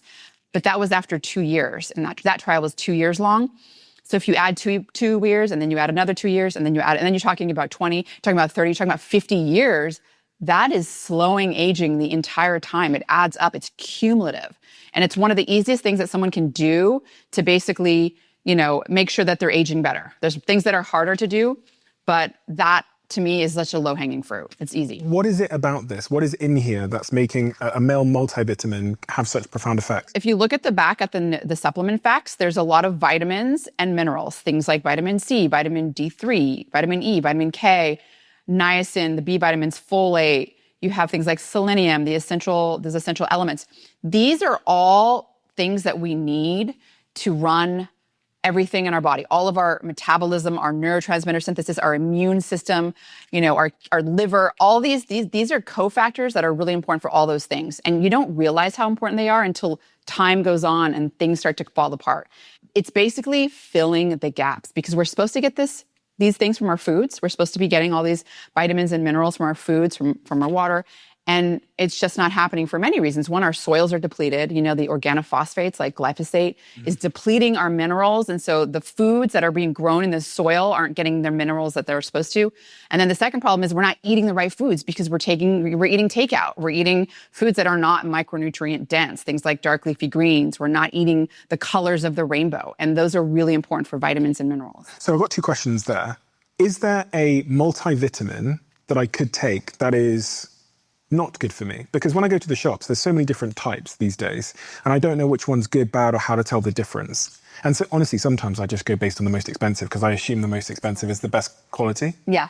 So, the problem with supplements is they're not regulated. I mean, not that I necessarily want them, but it is a problem because supplement companies can kind of put whatever they want in the supplements. They don't necessarily have the amount of active ingredient that they say, or they can either have too little or too much. And so that is the problem with— Too much? Yeah. So for example, some vitamin D3 supplements and some melatonin supplements have in some cases, 1,000 to 10,000 fold more. And it was a really big problem with melatonin because melatonin is that hormone that you make to help you fall asleep. And there was excessive amounts in them. So it's not regulated, so that you really don't know the amount you're getting. So I would say, number one, go to a trusted brand that is third-party testing. There's so much third-party testing now. Consumer Lab does it. You can, look up what they've tested. But for a man, I would say the thing that's essential here is you don't want to get iron. You don't want supplemental iron. Well, someone told me to start drinking these iron drinks. Were you iron deficient? No. Okay. I was just sick one time and they said this would really help. So this wasn't a scientist. Yeah. It was just a friend. Most men do not need to supplement with iron unless they have, a problem with iron and they're anemic, for example. Iron can be very bad. I mean, if you're supplementing with iron, it's very reactive and it causes oxidative stress easily. It's called free iron. The free iron reacts with other things, with your DNA, your cells. And so most men do not need to supplement. In fact, even, something called hemochromatosis, where you have too much iron already. And if you have those genes, it's actually quite common. Then you're really talking about iron overload. So you really do not need to supplement with iron. Women, premenopausal women are different because premenopausal women do lose a lot of iron from menstruation when they're menstruating. And so I would say about 16% of menstruating women are iron deficient. And then if you add exercise on top of that, a lot of endurance exercise, you can get lysis of your red blood cells. And so you do need iron for your red blood cells. If you're eating meat, if you're not a vegetarian, maybe that would be a case if you're like a vegan or something, maybe some iron could come in, but you have to get your iron levels measured. You don't want to be too high because it does cause damage. Damn. But I would say that premenopausal women, iron is, especially around your cycle, is good. Postmenopausal women, once you hit menopause, you kind of shift to what a man needs. You don't need the iron again. So it's very much just premenopausal women that need iron. That's so funny. I've been drinking these. Omega-3, does that? Yes, omega-3 fish oil, as we've talked about before. I mean, this is probably one of the best and easiest things that people can do to improve their health, improve the way they age. Omega-3 fatty acids, 90% of the US population is not getting enough of them, 80% globally. Everyone, nobody's getting enough omega-3 fatty acids, particularly from seafood. So the EPA and DHA from fish oil are probably the best forms. We talked about studies. If you have a high omega-3 index, you have a 5-year increased life expectancy compared to low omega-3 index. If you're a smoker and you have a high omega-3 index, then you're going to live as long as a non-smoker with a low omega-3 index, right? I mean, so the low omega-3 index is like smoking. Basically, you have a 66% lower chance of getting Alzheimer's disease with a high omega-3 index. And even more recently, there were studies showing that omega-3 slows epigenetic aging. And this is not just an deficiency, I guess because everyone's deficient, maybe that's why. But a study showed that omega-3 fish oil supplementation, this was a study out of Switzerland. These individuals are mostly active. 88% of them were already physically active at the start of the trial. And I mentioned that because the trial involved omega-3, it involved vitamin D, and it involved resistance training, or the combination of all three. And only the omega-3 was able to slow epigenetic aging. Biological aging, because for one, they were already physically active, so adding resistance training on top of their baseline didn't do much, and they were vitamin D sufficient. So the omega-3 was able to slow epigenetic aging. The combination of all three slowed it by 4 months. This was just after 1 year. So slowed it by 4 months. And if you imagine that, it doesn't sound like a lot. Again, it's compounding, but also within that study, they looked at real world outcomes. So that also correlated with, they had a 60% less likely chance of being pre-frail, so pre-frailty, right? They also were less likely to get cancer as well. So, I mean, it's really kind of translating to these health outcomes that we think of, and all you need to do is supplement with about 1.6 to 2 grams a day of omega-3 to get a good omega-3 index. But I will mention one thing, Stephen. It's at room temperature. I don't think that's a great idea because fish oil is a polyunsaturated fatty acid. It is prone to oxidation. So you want to put it in a low temperature environment. I keep all my fish oil frozen. And then when I'm ready to use it, I put it in the fridge. So like I have a store of it, I have a stock of it I buy, and then it's in the freezer, and then I put it in the fridge with the bottle that I'm using from. And it's freezing it does nothing. It's fine.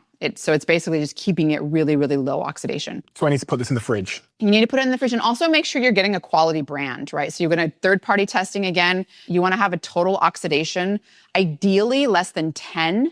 And there are brands out there that do have a oxidation less than 10. Which means it's more fresh and pure. It's less oxidized. You don't want to be consuming oxidized fat because that's also not good. Okay, so what else jumps out to you here? We've got creatine. Yeah, creatine is like my new, I travel with it everywhere. You got microionized. I've got so many different types of right, creatine. this is the one I take. Yeah, I take the creatine monohydrate because it's the most well-studied. Mm-hmm. And, obviously I do a lot of training and workout training. I do a lot of resistance training and strength training. So I at least get 5 grams a day, which is what I always was doing in the past. I upped that to 10 grams a day as my baseline because I wanted to have benefits in my brain. Studies out of Germany show that once you get to the 10-gram mark, your brain's able to take it up, and it's increasing creatine in certain brain regions. That doesn't happen much at lower doses, and that's because your muscles are very greedy. The creatine in my brain, honestly, I mentioned this before, it's a game changer just on a daily basis. I feel like I don't have that afternoon slump. I'm in my mid-40s. My brain isn't as sharp as it was. Creatine has really helped me kind of get a little bit closer to where I used to be. And also when I'm sleep deprived, I go up even higher. Sometimes I do 20, 25 grams. And that is because studies have shown if you go up to a higher dose like that, depending on your weight, it's kind of a scale, that it helps you basically negate the negative effects on your brain from sleep deprivation, where not only are you cognitively functioning, you're functioning beyond what your even normal baseline was, which was kind of mind-blowing. The question I had is around loading and how long it takes to feel the impact. Because when I first heard about creatine, I was 16 and my brother was bodybuilding.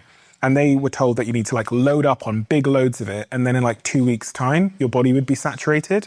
What's the truth? Right. So the reason that creatine loading was done was because there's a short window of time when researchers are doing a study. Mm-hmm. And they want their muscle stores to be saturated. They want their muscle stores to be saturated. And so you have to do 20-gram loading phase in order to saturate them after, 3 or 4 days. Mm-hmm. If you're not about to compete, and if you haven't been using creatine and you're not participating in the study, it takes about 3 to 4 weeks of 5 grams a day consistently to saturate your muscle. So you don't have to do any loading phase. If you are supplementing with 5 grams a day and you've been doing it for a month, your muscle stores are saturated until you exercise and you get that 5 grams in again, they're saturated, right? So they're already, that 5 grams a day is keeping them saturated. And that's why I said your muscles are really hungry and greedy. They're wanting that 5 grams. They're wanting that 5 grams. And that's about what it takes daily to saturate them. However, if you're starting from ground zero where you've never taken creatine, it's going to take 4 weeks to really get the to effects. Mm-hmm. Okay. So otherwise, you'll have to get higher doses. They're not going to be saturated after 5 grams. So some people might have tried creatine for a week, have not felt any effects and given up. That's actually a really good point. Yeah. It's about a month-long experiment, I would say, close to 4 weeks. I think some people can saturate it at 3 weeks, but it all depends, body size and all that. So 4 weeks is a good experiment time, and 5 grams is a good dose to start with. If 5 grams a day actually makes you more bloated and nauseous, cut that down to 2.5 and 2.5 grams so that you split the doses. If you split the doses, if you take it with food, particularly carbohydrates. It seems to help negate some of the bloating and nausea and negative effects people feel. And obviously, if you're not working out, creatine's not going to like grow your muscles. You have to put in the work. You have to put in the effort. What it's doing is it's helping your muscles, grow and give you the energy to do more training volumes so that they can grow bigger and also so that you can be stronger. If you are traveling and stressed and all those things, yes, creatine is good for the brain. I was seeing, I think it was James Smith did a video about different creatine percentages in the creatine products we drink and or eat or consume. And he looked at creatine gummies and found that some of the creatine gummies don't even have any creatine in them at all. And it was quite shocking because you just assume that if it says creatine, there's going to be creatine in there. This goes back to the whole problem where supplements are not regulated. And so you never really know what you're getting and you have to have third-party testing and go to a quality brand. Gummies in general. So there was a study that was published not long ago. It was a consumer study that was done where people went and got a lot of different creatine gummies off the shelf and then measured how much creatine was in them. And essentially almost all of them had none. And I've talked to some supplement manufacturers and their statement was, it's really hard to get active ingredients in gummy, in general, not even just creatine, in general. But the other thing I did want to mention with creatine is that you do want to make sure it's NSF certified. That's a really important thing because there are contaminants that are even produced in the processing of creatine and creatine monohydrate. And so you want to make sure that you're not getting those contaminants, which can be harmful. And some of them are like lead, for example, but even some other compounds that are formed. And so you want NSF certification. And that's always what I look for when I'm buying a creatine supplement is NSF certification or any supplement. I really like to have all supplements NSF certified because that really means they've, one, looked at contaminants and two, it's got that active ingredient in there. And that's really what you want. And the NSF certification is just a little logo on the side of the tub here that says NSF Certified Sports. That's it. Yeah, and it's all on websites too if you buy online. Yeah.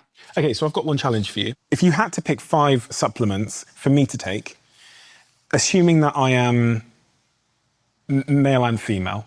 Okay, so it's neither gender. And it can be things that are either currently in my cupboard or not. What's the top 5? And ideally give me them in order if you can, in order of importance. Fish oil. Number 1. Number 1. Vitamin D. Multivitamin. All 3 very, very strong evidence that you're going to slow aging, you're going to improve your brain function, lower disease risk, live longer. And creatine's going to be there. So that's 1, 2, 3, 4. And then the last one is magnesium. Magnesium would be, it might be number 4 and creatine number 5, actually. Really? Yeah. Are you sure? What is magnesium doing for me? Magnesium is it's important for 300 different enzymes in your body. It's important to repair damage to your DNA that's being done all the time. It's being done from the iron that you're taking. It's being done from normal metabolism, normal immune activation. But when you're in a state where you're not eating a good diet or you're not getting enough sleep, magnesium is really important to repair that damage. And that's why studies have shown that magnesium is really important for preventing cancer. And it also helps with sleep. It's really good for sleep. But more importantly, 50% of the population doesn't get enough magnesium. And I bet you're probably one of those people because most of us are. Do you eat a lot of dark leafy greens or almonds? You're supposed to be getting about 350 to 400 milligrams a day. Are you physically active? Yeah, you're sweating magnesium out. Let's make it 6 supplements. So there's a new supplement, urolithin A, that I'm pretty excited about. The other thing I take that's really important is that I don't necessarily see here. What's it called? So curcumin. Well, those supplements you've mentioned, the first one, which I can't say, and the second one, curcumin, we have on the table in the studio. So let's go back into the studio and we'll pick up from there. Steve, what are you doing? Just making myself a delicious coffee. From the freezer? From the freezer. Have you not heard about Contier? No. Oh my gosh. This is going to change your life. A couple of months ago, the founder of this business called Matt sent a big shipment of this coffee to our office in London. What most people don't know is that the processing of coffee takes out a lot of the taste. So what they do is they flash freeze it at the optimal moment when it's most tasty. And they send you in the post the coffee in these little frozen ice cubes. Now, Matt sent a big shipment to my office. I moved it to the kitchen. I said to the team, knock yourselves out. And then I saw so many messages in our Slack channel of people going, oh my God, what the hell is that? It's so delicious. All I have to do is pop it out in the morning using the little button on the back of this thing. I pour my hot water in and I mix it. And that is done. You can get $30 off your first order of Cometeer coffee if you go to cometeer.com/Stephen. Try it and please Instagram DM me, LinkedIn me, and let me know if you love it as much as I do. You know, every once in a while you come across a product that has such a huge impact on your life that you'd probably describe it as a game changer. And I would say for about 35 to 40% of my team, they would currently describe this product that I have in front of me called Ketone IQ, which you can get at ketone.com, as a game changer. But the reason I became a co-owner of this company and the reason why they now are a sponsor of this podcast is because one day when I came to work, there was a box of this stuff sat on my desk. I had no idea what it was. Lily in my team says that this company have been in touch. So I went upstairs, tried it, and quite frankly, the rest is history. In terms of my focus, my energy levels, how I feel, how I work, how productive I am, game changer. So if you want to give it a try, visit ketone.com/Stephen for 30% off. You'll also get a free gift with your second shipment. And now you can find Ketone IQ at Target stores across the United States, where your first shot is completely free of charge. Make sure you keep what I'm about to say to yourself. I'm inviting 10,000 of you to come even deeper into the Diary of a CEO.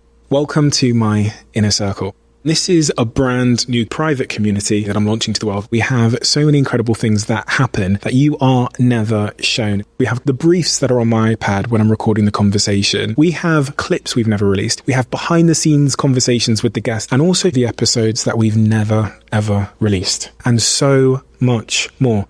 In the circle, you'll have direct access to me. You can tell us what you want this show to be, who you want us to interview, and the types of conversations you would love us to have. But remember, for now, we're only inviting the first 10,000 people that join before it closes. So if you want to join our private closed community, head to the link in the description below or go to doaccircle.com. I will speak to you there. So phytosomal curcumin is another one that I supplement with. And let's just start with curcumin in general. Curcumin is found in the turmeric plant. It's something that is able to pretty robustly and I would say consistently lower inflammation. And it's doing it in a different way that like a NSAID or like an ibuprofen would do it, right? And that is important because it's been shown if you take NSAIDs, right? So these non-steroidal anti-inflammatory drugs, something like ibuprofen, around exercise, it can blunt the adaptations because it's basically lowering inflammation and prostaglandins and things that are important to cause exercise adaptations. So curcumin hasn't been shown to do that, but it has been shown to lower something called TNF-alpha, and that is a major inflammatory cytokine that is really, really powerfully accelerating aging. In fact, those epigenetic aging clocks that we talked about earlier, one of the most powerful drugs that's able to slow them are TNF-alpha inhibitors. So these are drugs that people take to inhibit TNF-alpha.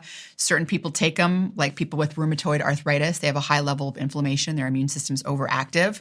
They're making a lot of it. Well, guess what? Those individuals taking TNF-alpha inhibitors are like they have a 50% less likelihood of getting Alzheimer's disease than people not taking. 50%? Yes. So I like it because curcumin is one of the most most naturally occurring dietary compound that I've seen data showing that it lowers TNF-alpha. I haven't seen anything else that's naturally occurring that does it. This does it. It lowers it by quite a bit, by almost 5 picograms per milliliter. Phytosomal curcumin is the reason I take phytosomal. It's kind of like a liposome, but it's phytosome. So it's essentially just making the ingredient get into the cells better. It's more bioavailable because curcumin is easily metabolized quickly by the liver. It's what's called a xenobiotic. It's not a compound that's a vitamin or a mineral or something that the body normally recognizes. It's seen as a drug, a foreign drug, xenobiotic, right?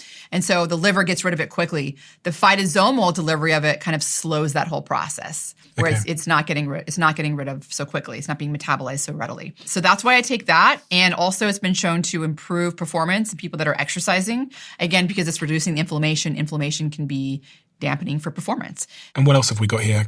The other supplement that I really want to talk about is the urolithin A. And as I mentioned, this is a compound that's usually generated in the gut by the bacteria in your gut. It's something that we can get from our diet. So if we eat things like pomegranate has a type of polyphenol in it called elagitannins. I've never heard about this before. Okay, listen to this. This is like, you got to try this supplement. Urolithin A, again, it's made from eating things like pomegranate. However, 50% of the population doesn't have the right bacteria to make it. So you're kind of like a coin toss if you eat pomegranate. Am I going to be the person that can make urolithin A or am I not, right? So there was a company that did out of Switzerland, a lot of these early studies were done in Switzerland, and they ended up making urolithin A and then testing, doing clinical studies, doing animal studies first and then clinical studies to test, what is urolithin A doing? So what is it? It is a compound that is able to basically get rid of damaged mitochondria. So it's called mitophagy. You've probably heard of autophagy, clearing out all the gunk and the trash from your cells, making them rejuvenating them, right? Which is associated with fasting. Fasting activates autophagy. Fasting activates mitophagy, which is specifically just clearing out damaged mitochondria or pieces of damaged mitochondria. Autophagy is essentially you have a whole cell, and within that cell, you have a lot of different organelles, they're called. So mitochondria being one. And so autophagy kind of helps clear out all this stuff inside of the cell. Mitophagy is very specific to just the mitochondria within the cell. Those mitochondria get older and they don't have a really good repair process. And so they accumulate damage. And as they get older, you're not going to be making energy as well. You're not going to be using energy as well. It's going to affect all the cell function because energy is at the core of everything, right? So mitochondrial health is at the core of all health, basically. This compound very robustly induces mitophagy. And so there have been, of course, many animal studies that were done preclinically before clinical studies were done.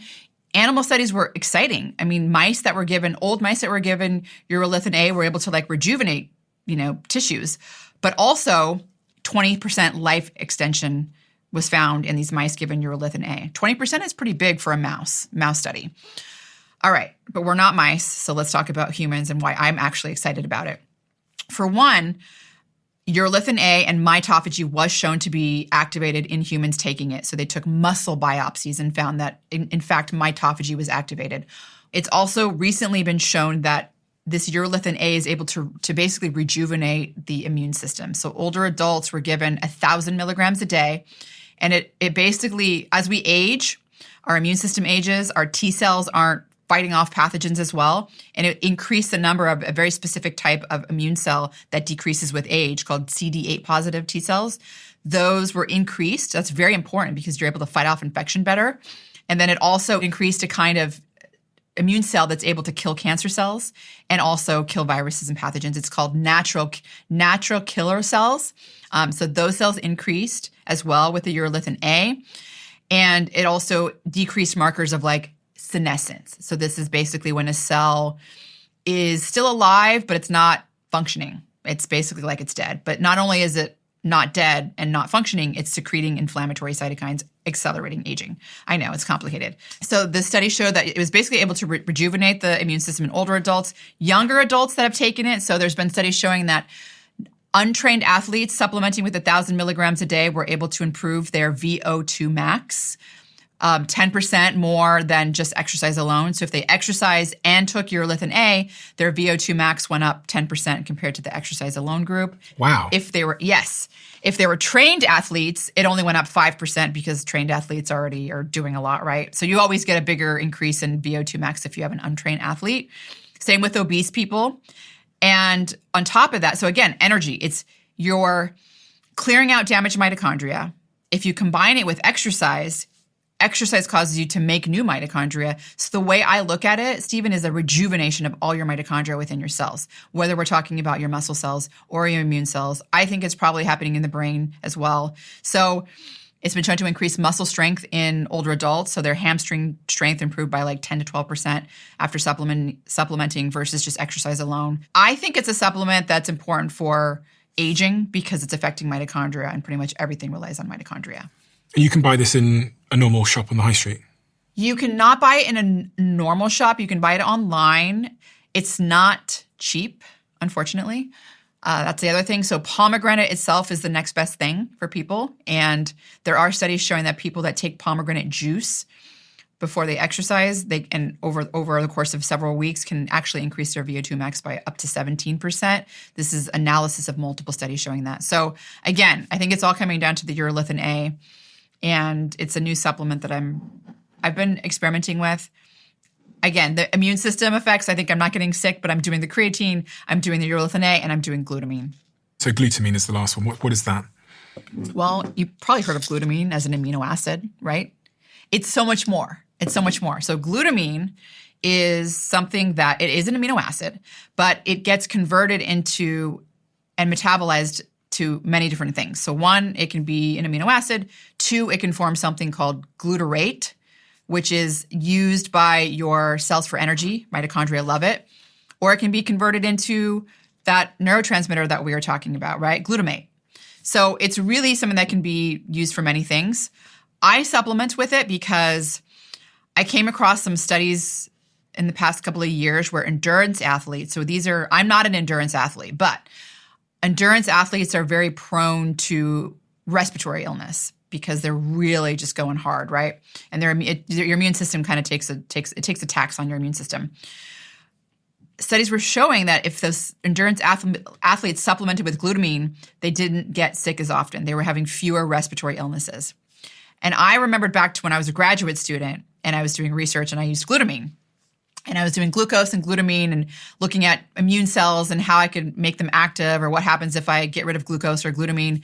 And I remembered how much they love glutamine. They consume it. They're using it for energy. Mm-hmm. And it started to make sense to me. And this was during a period of time where, again, mid-40s, your immune system's not doing as well as it used to. Had a young child that was bringing home all sorts of pathogens. And so I started supplementing with glutamine. And it could be placebo, but again, the sickness bouts were going down. I wasn't getting sick as often. The other thing it's good for is the gut. And that is because glutamine can be converted into something called alpha-ketoglutarate, which is a important energy compound that the gut uses. And so there are studies showing that it's beneficial for gut health. And I think that's what a lot of people think about when they take glutamine is their gut. I'm thinking about my immune system. But basically, it's very easily used by the gut cells as energy, and that really helps the gut heal. Okay, the other thing which I take almost daily, sometimes I give myself the weekend off depending on how things are going, but almost daily are these Ketone IQ shots, which I am affiliated with. I'm an investor in the company. Ketone shots, exogenous ketone shots. I take them also quite frequently, not daily. So what are they doing? There's different forms of them, and why do I take them? And I think let's talk about what I think people should realize if they are taking them. So, it's essentially giving you that metabolic switch, right? It's getting your ketone levels up as if you were fasted. So you're elevating your beta hydroxybutyrate levels. That's the major circulating ketone. Beta hydroxybutyrate. BHB for short. Does that just mean ketone? It's a ketone. Okay. There are several ketones. Acetone is another ketone, but that beta hydroxybutyrate is the major one, right? So, and that is a major ketone that's in your body when you're fasted. That's what you're making. And when you're taking these ketone IQs or other exogenous ketones is what you're going to get. So ketone IQ is got the precursor for the ketone. It's got 1,3-butanediol that in your liver gets converted into beta hydroxybutyrate. I take a ketone that has 1,3-butanediol, but also it's esterified to the actual beta hydroxybutyrate. What does that mean? It means that it has both an immediate action, a fast action effect of having your ketones elevated, but it also has a tail end effect. So the 1,3-butanediol, if you take it, you have to wait for it to get to your liver. You have to, can I have one? Yes. You have to wait. Oh, perfect. Okay. Wow, those taste better. So the other ketone, exogenous ketone, is the beta hydroxybutyrate esterified to the 1,3-butanediol, which just means it's going to have a fast-acting effect, but also a long-term effect. So you'll get a little bit more elevation in your blood ketones from the one that has the beta hydroxybutyrate esterified to the 1,3-butanediol. That said, the difference is, I think, from what I know, and I don't know a ton, is pricing. Yes. So, it's pricing, but also, again, concentration. So, I mean, you're going to get a higher peak quicker, and you're going to get higher levels of it with the one that's the Oxford, the Oxford ketone, I guess it's called. But the ketone IQ has 1,3-butanediol, which does get converted into beta-hydroxybutyrate. This one I think costs a couple of dollars. And I have the Oxford one here as well, which I think is $30 a pop. So it's quite expensive. And I think quite expensive. The reason why this has been able to break into retail, especially across America, is just because it's more affordable for most people to be able to spend a couple of dollars. Right. The reason I take it is because I like the cognitive boost that I get from it. And I usually take it on occasions like this when I'm doing a show, or I'm, doing a presentation, or I'm doing a lot of heavy research and I just need to be on, because I get a cognitive boost from it. And that cognitive boost does come down to what I was talking about with why I like to fast. It's mimicking that, right? I have that beta-hydroxybutyrate, which is increasing GABA, that inhibitory neurotransmitter that's silencing down some of the anxiety in the back of the brain or the chatter, and just helping me focus. And also it increases brain-derived neurotrophic factor. So beta-hydroxybutyrate is a signaling molecule. It's able to increase brain-derived neurotrophic factor in the brain that helps with learning, memory, brain aging. It's also been shown to lower oxidation. So there's all sorts of reasons why I like to take it. For people that are fasting and they're wanting to burn fat, consider that if you take exogenous ketones, you stop burning your own fat, because your body thinks it's now got the ketones there, which is what the metabolism of fat is trying to do, is produce ketones for energy. And so it does shut down what's called lipolysis, which is basically breaking down fat. And so if you're doing fasting and you're doing it for reasons of fat loss, if you take an exogenous ketone during that period of time, it will transiently kind of shut down that process. So keep that in mind. It's one reason why I don't do it every day, because I am looking for that effect for losing visceral fat in particular. That's a really interesting, important point. It is. That people don't talk about. Yeah, it's important. And it's only going to last as long as the beta-hydroxybutyrate lasts in your blood system. So, maybe 3 hours max. What I noticed was when I was trying to get into ketosis at the top of the year and I was doing exogenous ketone shots, I was struggling to get into ketosis. And so what I did is I stopped taking the ketone shots for a couple of days, just focused on my ketogenic diet. I got into ketosis. And then afterwards, I started taking the ketone shots when I was doing podcasting. Because just like you, I noticed just such a radical difference when I take exogenous ketones, or when I'm in a natural sort of dietary ketosis. A radical difference. And as a podcaster, I've said this a million times before, but I'm going to say it again. 2 times a week, I do an A/B test of how my brain is working. I sit with someone who is an expert in what they do for sometimes 4 or 5 hours, and I look at them in their face and I have to ask questions and respond and understand big words and hope that my brain is connected to my mouth today. And so I've done 600 or 700 of these A/B tests now. And one of the factors that correlates to good performance as an interviewer and a thinker or a speaker on stage is whether I'm in a ketosis state or not. And it's so profound. In fact, I've actually heard Joe Rogan say this. Joe Rogan said that the upside he gets from being in a ketogenic state is so evident for him as an interviewer that he's considered being in that state all the time. It's the same for me too. I mean, as you know, I'm also doing the same thing, right? Mm-hmm. I have a podcast and I'm giving presentations and very, very much having to use my brain and be on. And it's really made a huge difference for me as well. And that is also why I like to fast, because I get the same effect when I'm fasted. And then I will take an exogenous ketone when I'm also fasted. And so I get into ketosis quicker as well, because I'm already kind of there. I don't have other things inhibiting it. Mm-hmm. So it does help. And there's, again, pros and cons to doing it. You do want your body to be metabolic flexible. So I'm glad you did do the ketogenic diet and let your body kind of do it and adapt, and then add the ketones on top of that. But they do help. They help with cognitive function for sure. I mean, I use them every single podcast I do, presentation I'm giving. It's part of my routine. Let's talk about something different, which is something that I've never heard of before. It's a word that you started to make popular in the health and longevity community, which is this idea of Peakspan. I have this graph in front of me, which I'll throw up on the screen. It's fascinating. What the hell is Peakspan? I've heard of health span. I've even heard of lifespan, but I've never heard of Peakspan. Well, let's start with lifespan. and work our way to Peakspan to give people a frame of reference. I think most people are familiar with the word longevity, wanting to extend their lifespan, how many years they live, how long they live, right? But the problem with lifespan is, well, you could live longer, but you're going to have, perhaps you have some diseases. So why do you want to live longer if you have Alzheimer's disease or cardiovascular disease or type 2 diabetes? I mean, your quality of life is not as good. And that's where this idea of health span came in, right? So health span is, well, let's increase the amount of time we live disease-free. And that's the new thing that everyone wants to increase and improve, their health span. I want to increase my health span. So I want to live longer and not have any diseases while I'm living that longer life. Well, there's this new concept now, very new, that was just published by some researchers out of Duke University, as well as, I think, China, some university in China, and another university. But I want to give them credit. It's a preprint study, and it came on my radar. I immediately loved it, and this is idea of Peakspan. Peakspan says, hey, health span is great, being disease-free is great, but you're still in a period of decline. You're still declining.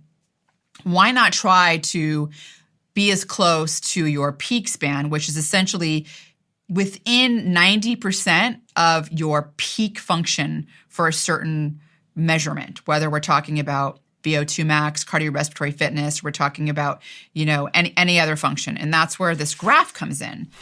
On the y-axis, we have our relative capacity. So if you're listening now, this is a good time to look at the screen because Rhonda's going to show us something. Okay.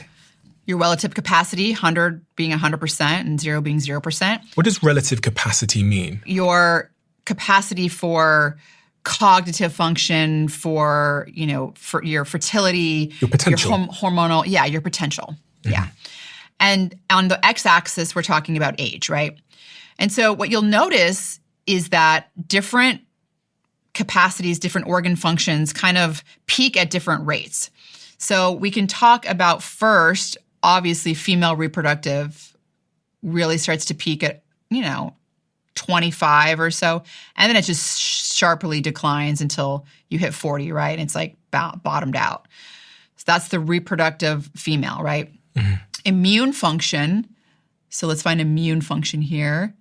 That kind of peaks around 25 years old. And it also kind of declines, and it keeps declining. It's quite scary. As you get to 80. And then we have muscular skeletal, right? So this is our peak strength, peak muscle mass, peak bone density. Those also peak around 25, and then they kind of steadily start to decline. And the same goes for cognitive function. We have two different kinds of cognitive function. We have fluid cognitive function, like processing speed. That is the kind of, I would say, cognitive function where you can answer a question without any prior knowledge. Mm-hmm. So that peaks around 25. You're joking? No, I know. So I'm on the way down. I'm definitely on the way down. You're on the way down as well. So that would be the blue one here. Peaks around 25. And then we have the crystallized cognitive function. Crystallized cognitive function is interesting because it peaks around midlife. And the reason it peaks around 40, 45 is because it's the kind of intelligence that it's like the library where you have all these facts that you've accumulated over the years and you're able to use those facts to answer or solve a problem, right? Is that wisdom or is that? It really just means that you have all these facts that you've learned over your life. Like for me, I've been a biologist since I was, 20.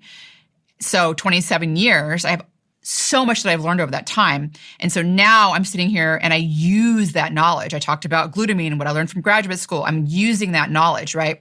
Mitophagy, I learned about that like forever ago and I've been following it. So you use all these facts and this data that you've learned in your life and you're able to solve problems. So crystallized intelligence. I've got to ask a question there. We were sat having dinner the other day, me and my team, and we were talking about the difference, because we're all different ages. We've got someone in the team who's 45, 35, 30, and it was the other person at the table was 27. And we were all talking about the differences we've noticed in ourselves as we've aged. And they all said different things. So Leona in my team, who's just is above the age of 40, was saying that she just doesn't really give a fuck anymore, in the same way that she used to care about people's opinions when she was 30. One of the things I said I noticed about myself was after I turned 30, I feel like I saw a step change in pattern recognition and like exactly what you've just described there, which is like crystallized knowledge. Because I sit here with experts all day, learn all this stuff from them. And then my ability to then like apply it in my life as an entrepreneur seems to be improving. And so the question I was really going to ask you is, you think about entrepreneurship. A lot of my audience are entrepreneurs in some capacity or aspire to be. I was wondering, as you were saying that, like, when is the best age? Because entrepreneurship is a lot about pattern recognition. It's problem in front of you. Okay, I've seen this before. I'm pulling on different reference points to arrive at a solution. So I was wondering here, because it looks like it peaks at like 45. Yeah, 45. So if we look at it, it's peaking at 45. And that's also why a lot of biologists continue to do great work in their midlife as well. And that is something that I do feel like is better for me as well. You know, where I'm now able to pull on, so I have so much of a database in the back of my head, you know, where it's like I've got all this knowledge and then it comes up and you can use it. And so it's interesting, you can talk about entrepreneurs, but you can, I mean, any sort of career path, right? But it would be beneficial to be able to do that. So the question is, then how do we get, here's Peakspan, you're going up, and what you want to do is you want to get and maintain about 90% of all these things that we were talking about peaking, right? Immune aging, it peaks at, immune aging actually peaks around adolescence, I think. Musculoskeletal health, 2025.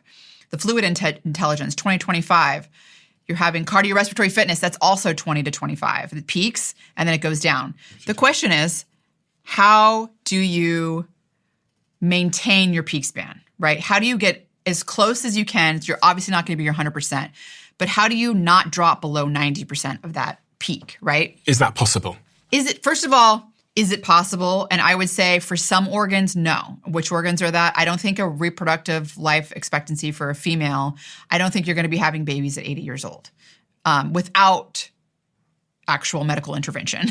But that's a whole other conversation. So but I do think there are ways that we can get really close to our peak for cardiorespiratory, for musculoskeletal, for our intelligence, cognitive intelligence, as well as our immune system. And I think there are blanket things that we could do that affect multiple systems, right? And there's also targeted things. So we were talking about fluid versus cognitive versus crystallized intelligence, right? Obviously, crystallized intelligence, it doesn't peak until mid-40s. The things that you can do to improve crystallized intelligence also improve your fluid intelligence. What are those things? One, exercise, number one thing. Aerobic exercise is increasing brain-derived neurotrophic factor, very important for both these aspects. It's also, growing new neurons, making connections between the neurons, making your brain more plastic and adaptable so it adapts to the changing environment. Top thing that you can do. Another thing that you can do that's really important for brain aging is the omega-3. We talked about that. Really important for brain aging. But the other thing that you can do is what we're doing right now, engaging in novel cognitive, experiences. It could be a discussion. It could be your work. If you are learning new things, novel is key here, novel. If you're learning new things, you are going to really help yourself improve both your fluid and crystallized intelligence. And so, is that because you're raising your potential, i.e., so you're falling from a higher place as you decline? Because I was thinking about this, how much of this has got to do with making sure that I peak at a higher place? Right. Yeah. I mean, I think that maybe has something to do with it. But in addition, there's neurochemical things that are changing when you're learning new experiences. For one, you are increasing brain-derived neurotrophic factor and stuff as well, because novelty does that. You're also glutamate, and you're having, glutamate being activated as well. But I think the cognitive reserve is what you're talking about, and that is really important, right? Because you need to have that reserve if you're going to start pulling from it, and that also comes with muscle health, right? Muscle and bone. So those are peaking around the same times, 25 or so. Peak muscle mass generally occurs around the age of 25. There are things that you can do to keep close to that peak though, right? And that would be resistance training, big one. Strength training. Strength goes down. This is something. Protein intake, right? Avoid the black plastics in my fridge. Avoid black plastics in your fridge, yeah. Because then my testosterone's going to go down. Testosterone's going to go down, and that's going to affect your ability to gain muscle mass. Exactly. A lot of these healthy lifestyles that we're talking about are multi-system targeting, right? So you're targeting, but key would be strength training and resistance training, and it's going to also affect your bones. So you're going to want to do these weight-bearing exercises that are multi-joint, the compound lifts, right, the deadlifts, rows, things like that. Those are very important to help maintain that peak. Immune system, sleep, very, very important for maintaining a healthy immune system and preventing your immune system from aging rapidly. So making sure you're prioritizing sleep. How are you going to do that, right? I mean, there's a lot of ways to a lot of people have sleep problems, and they have sleep problems for different reasons, and there's ways to target them. But just realize thinking about it and prioritizing is important for your immune system and for your brain. Also, the exercise plays a role in your cardiorespiratory fitness, the brain, everything, muscle. So cardiorespiratory fitness is something that we talked about urolithin A, helping improve it on top of exercise. So there's supplements and stuff that you add in as well. But this idea here is really that we can do things in our life that are healthy to help maintain that peak span, to get us not just free of disease, but like close to what we were peaking. And I do think it's possible. I mean, we talked last time I was here, we talked about that study. You exercise 5 hours a week, do some high intensity interval training in there, and you can reverse heart aging by 20 years. That's incredible. It's crazy. Right? It's so crazy.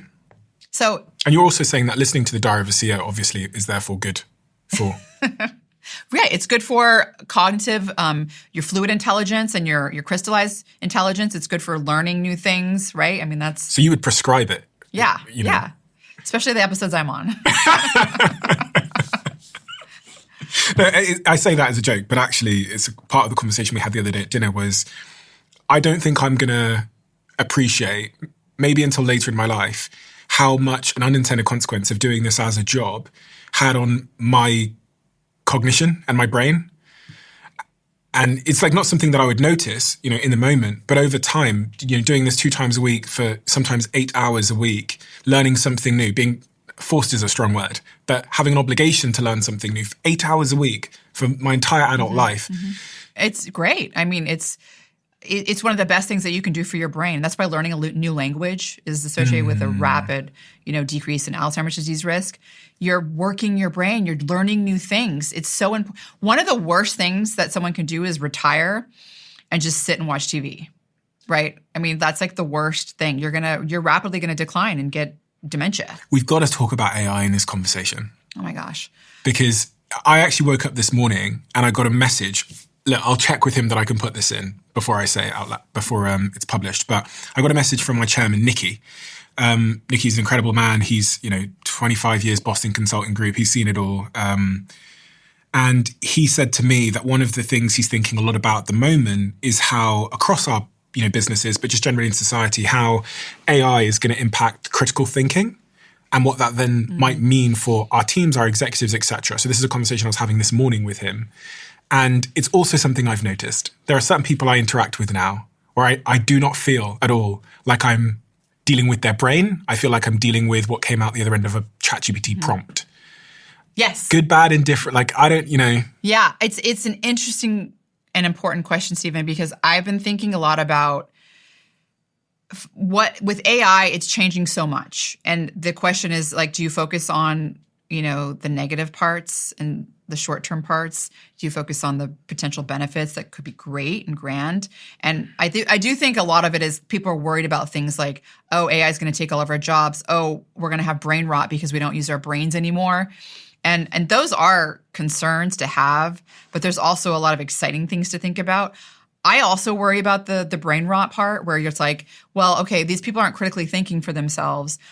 I've seen I can spot AI a million miles away, right? And part of it is if AI is accurate and people are more easily accessing the accurate information and they're learning it, that's great. Like, that's what it's supposed to be there for, right? I think that's a big if, right? If.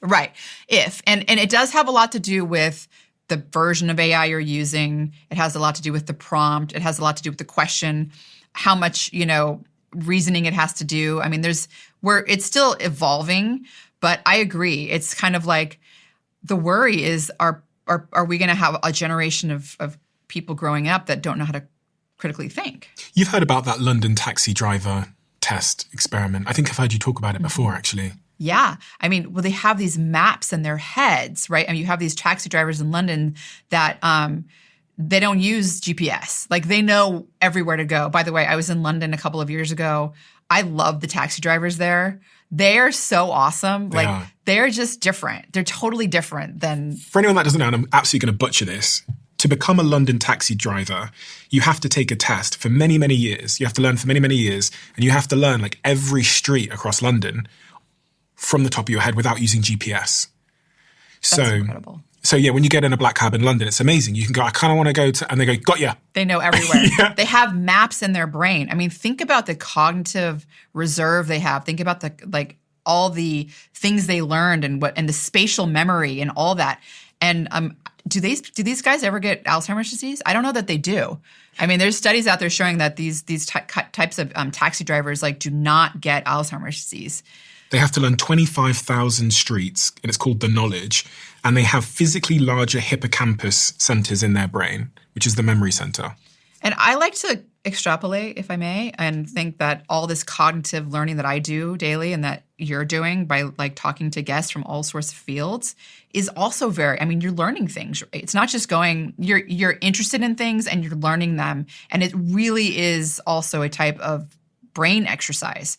And so I think that this is ultimately what we were getting to is basically, we're going to talk about AI because I know we got to get there, but is essentially if you can engage in intellectual types of activities or anything that's going to exercise your brain, whether it's learning the map of London or it's learning about mitophagy, whatever it is, it's really good to engage in that novel learning. It's really good for your brain. It's working your brain out. I've been thinking a lot about this. I've just come back from South by Southwest and every conversation was about bloody AI. I was there too. Oh, really? They were asking me a lot about AI. So before I went on stage, I was looking at some of the studies and I concluded that at the moment we are in society, there's going to be a bit of a bifurcation of people. One group is going to take the path of least resistance with AI, which is they're going to defer their thinking to AI, which is, one of the things I learn from people like you often is that if you don't use it, you lose it.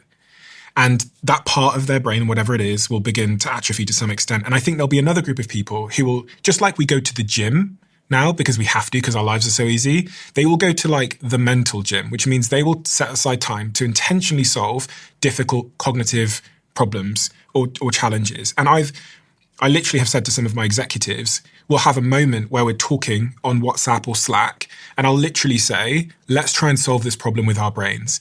Because I believe that solving this problem with our brains will create a deeper understanding of the first principles of the problem, not the just surface level 1 + 1 = 2, but what is 1? Mm-hmm. What is a number? And this is the difference.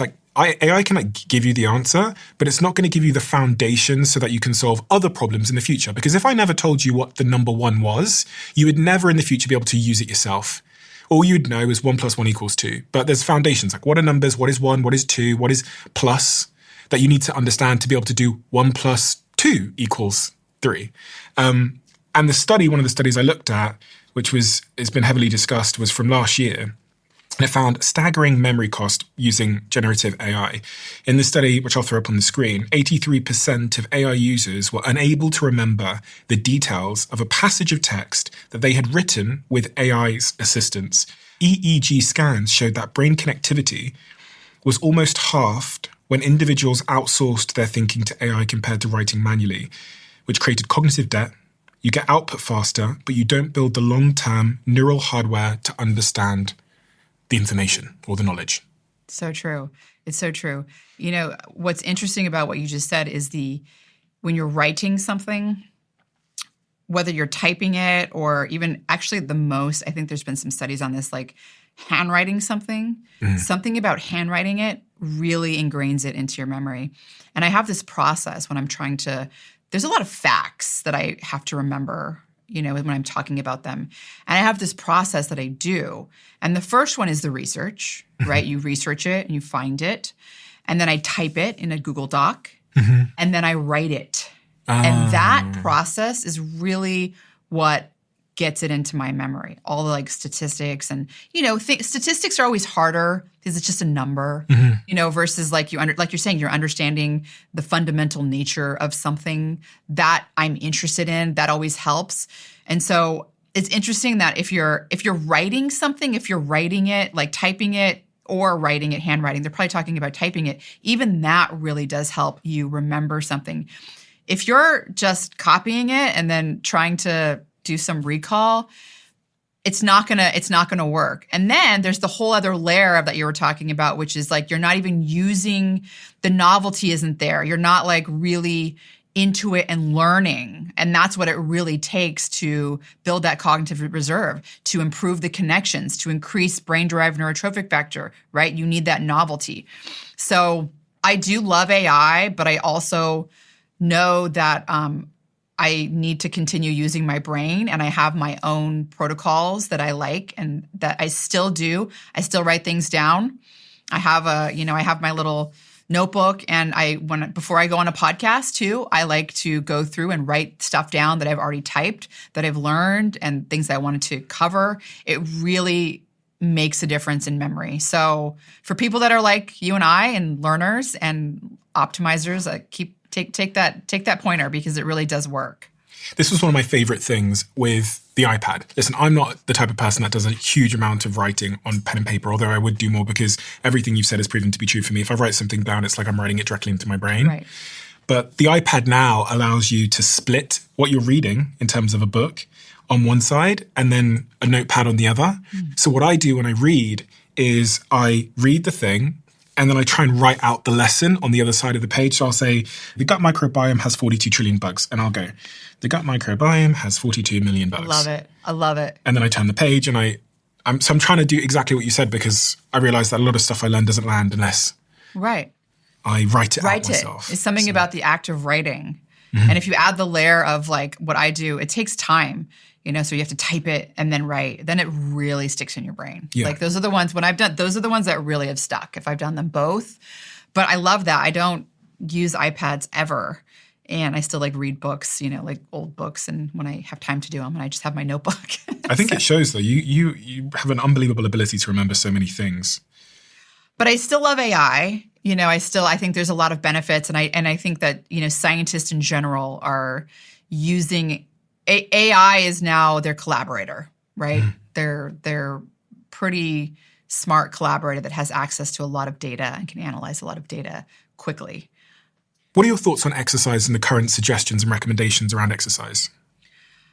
Well, I'm glad you asked this question. I think I've been thinking about this a lot. I did a podcast on the current exercise guidelines, and I think they need to be updated. I think they're not good enough. And it's important for people to realize how these exercise guidelines were formulated and what they mean. So typically you'll hear exercise guidelines, 150 to 300 minutes a week of moderate intensity exercise is good for optimal health, or 75 minutes to 150 minutes a week of vigorous intensity exercise, right? So they're basically a 2-to-1 ratio, right? Twice as many minutes for moderate intensity as vigorous intensity. What is defined as moderate versus vigorous? That's also important because it's different across different studies. In these guidelines, it's basically moderate intensity is you're walking. You're moving with intent, but not really, really fast. You're walking at maybe a fast pace, but you're not jogging and you're not running. That kind of activity would be considered moderate. Vigorous would be considered jogging, running, swimming, cycling. So the kind of activity where you're actually moving fast with intent.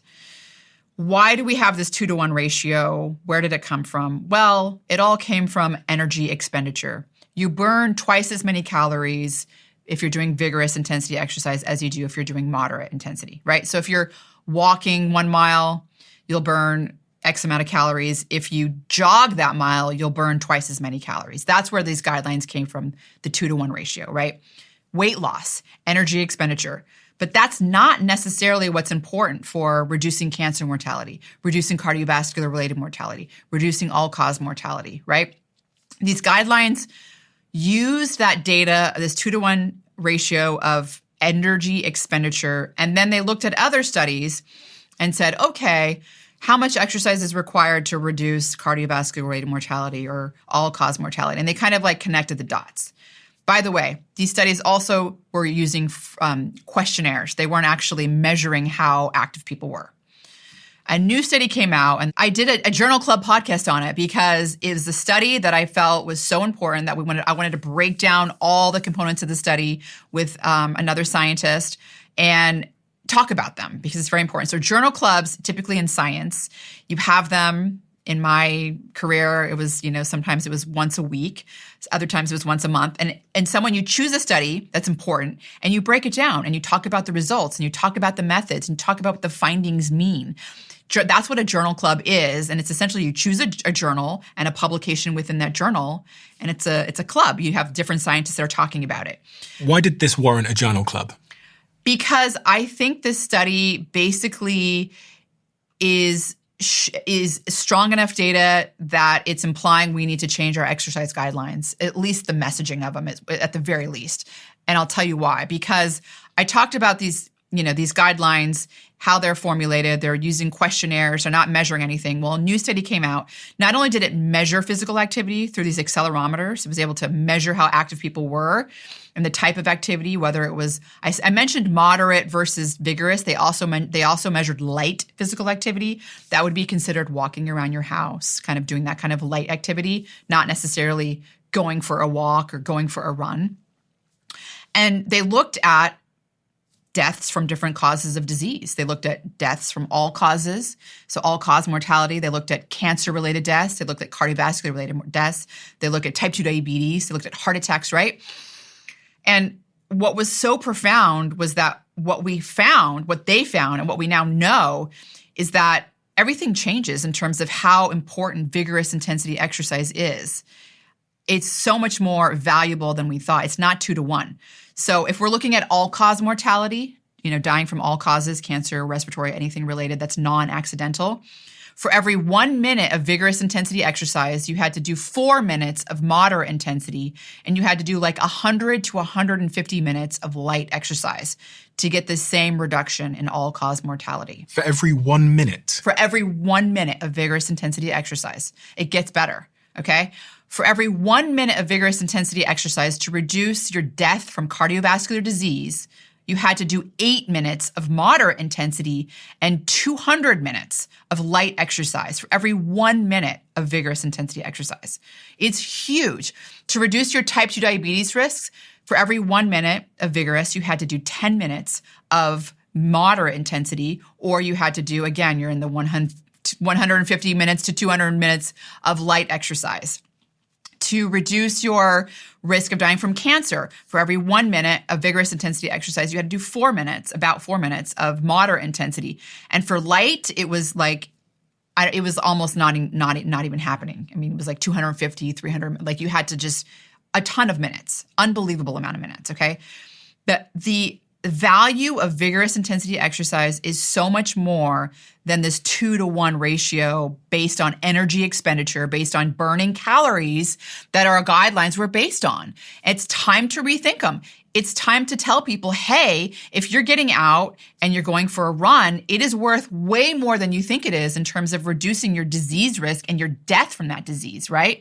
Also, what was really interesting about this study, and this goes back to this exercise snacks that we talked about before last episode, is that because participants were wearing these accelerometers on their wrist, they were able to measure all physical activity. Let's say you have a new puppy and you're sprinting in the yard and playing with them for a minute or 2 minutes or 3 minutes or whatever, not 30 minutes in the gym, right? Or not 30 minutes on the treadmill, but you're just a short burst. Or you're playing with your grandkids or your kids and you're playing tag, whatever.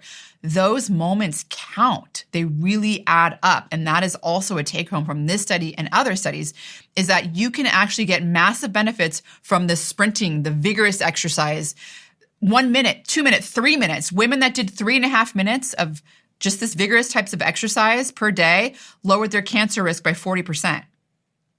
Yes, 3.5 minutes a day. This was in women. Now, there's bigger studies showing men and women that exercise 9 minutes a day, the short, vigorous types of exercise, adding up, not 9 minutes altogether, but like a minute here, a minute there, a minute here, right? It adds up. 40% lower cancer-related mortality, 50% lower cardiovascular-related mortality. And that's another big take-home from this study that I really want people to know about, because some people don't like spending 30 minutes or blocking out a 30-minute time or an hour-long time to go to the gym. They should. I mean, if they want their Peakspan, that's what you're going to have to do. But if you're just wanting to avoid disease and be health span, you can get that by doing these short moments of short bursts of physical activity. And those count. And some people are like, oh, thank God I can do that because I hate going to the gym. They just won't do it. They won't do it. A lot of people as well are caught up with this 10,000 steps a day thing. Yes, 10,000 steps a day. What's that facial reaction? For people that can't see your face, she looked up into the corner like I personally offended her. Yeah, look, any exercise is better than none. I want to just get that on the table. Okay, that's important. I don't want to totally diss the 10,000 steps a day, but I think that we need to ditch it. I think we need to ditch 10,000 steps a day and say 10 minutes a day. 10 minutes a day of getting your heart rate up. You can do body weight squats. You can, play tag with your kids or your grandkids. You can do shorter bursts of it, but it needs to be 10 minutes. And if you get to that 10 minutes a day, 50% lower cardiovascular related mortality, 50% lower all-cause mortality, 40% lower cancer mortality. That is what you're going to get. 10,000 steps a day is not going to get you that. We just talked about it. It's not going to get you that, right? It's a different ratio. It's not 2-to-1 ratio. I imagine there's people thinking, you use 3 terms there, vigorous, moderate, and light. We probably need to quite clearly define those definitions. Like, what is vigorous? Right. Heart rate, is it? Or vigorous intensity exercise can be heart rate, and it is heart rate in a lot of studies that are done. In terms of the exercise guidelines, they don't use heart rate. They're using movement. Like when I say accelerometer, I mean moving fast. So they're able to measure the acceleration of your movement.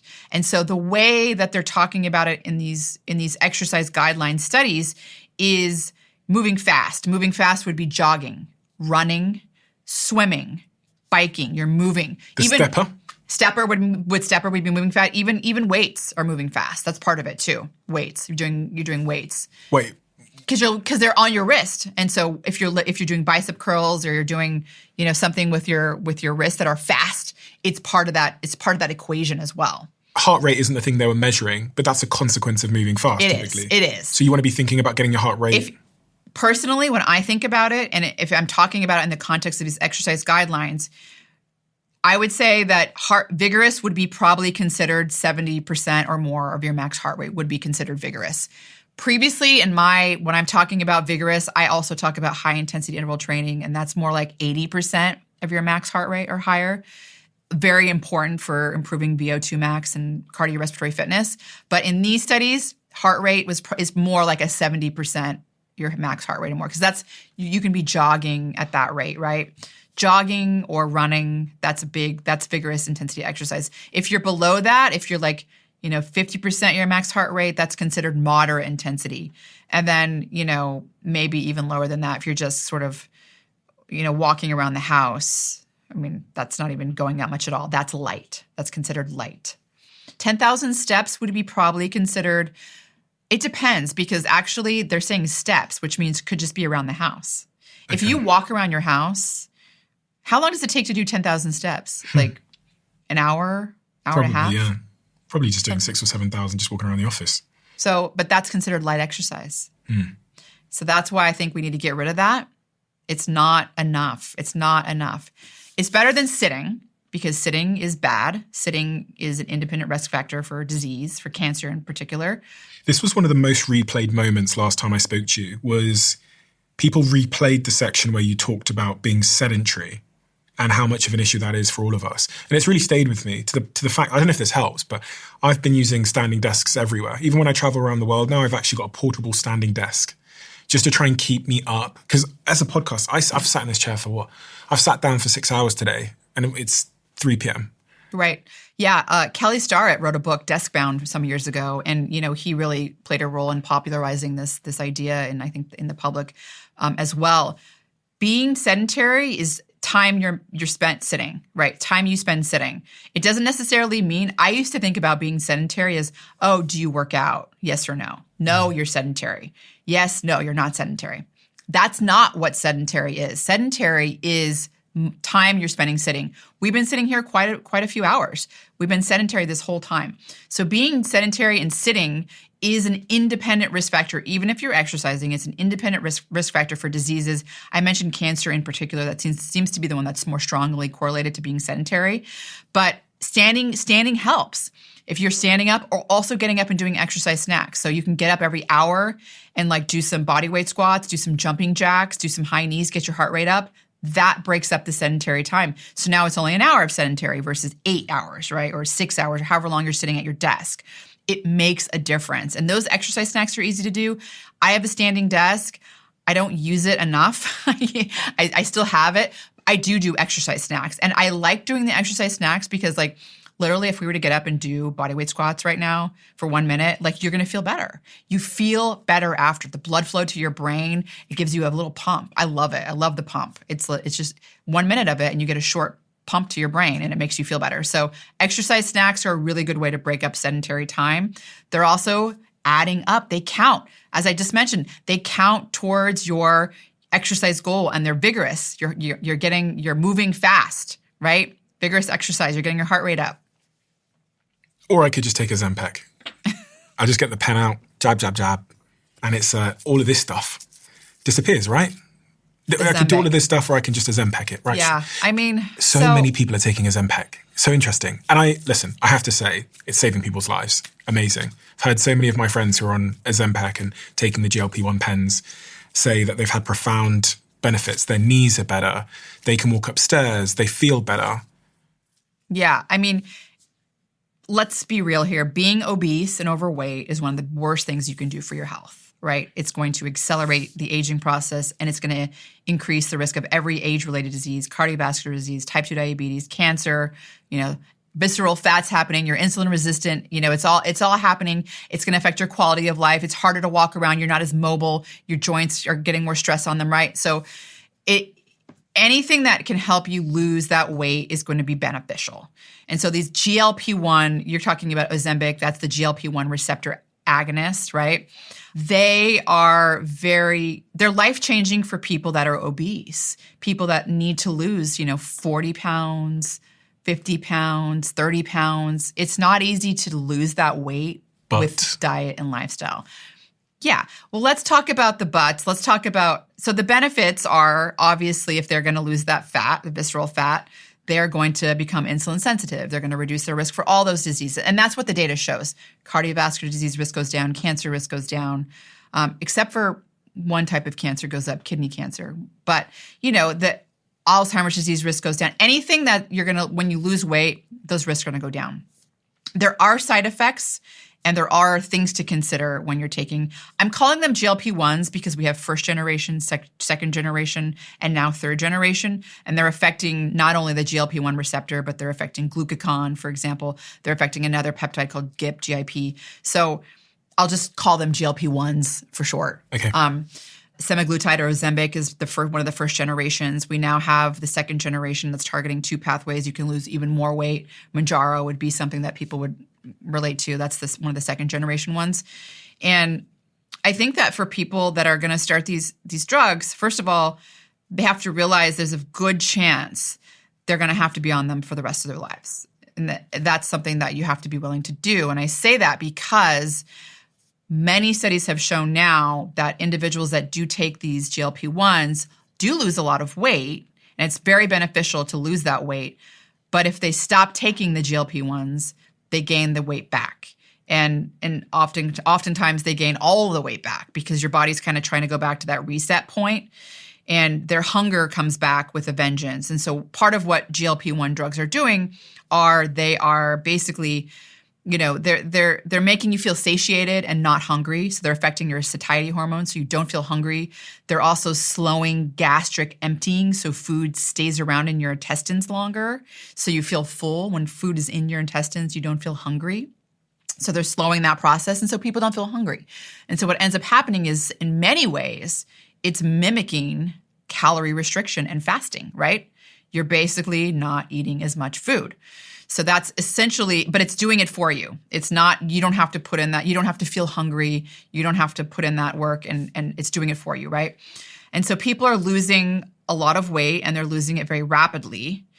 And I said you might have to be on it for the rest of your life. And what I mean by that is because a lot of studies show that a majority of people do gain back their weight. Their appetite comes back. It comes back with the vengeance, and they regain the weight over a year or so. So that's one thing to consider. Are you willing to take it for the rest of your life? There was a New York Times piece where they looked at a lady called Stacey Canterbury. She'd lost 50 pounds on one of the GLP-1s that you mentioned, reaching her peak goal weight. And after stopping the drug due to insurance issues, she regained 20 pounds back straight away in a month. Interestingly, she described the return of hunger not as a gradual increase, but as a ferocious, animalistic urge to eat that was far more intense than before she ever started the medication. And the New York Times did a big piece about that, because one of the things that I've come to learn is that there's no free lunch in life, no pun intended. There's no free lunch. There's no free biological lunch. It's true. People's appetite, that's why I said it comes back with the vengeance, because it seems to be the case where your body's like, it hasn't been hungry. And it's like, wait a minute, I've been starving for so long. I need to eat, right? So it's kind of like, feed me. And that's obviously something to consider. So the question is, well, what happens if you're on these drugs long term?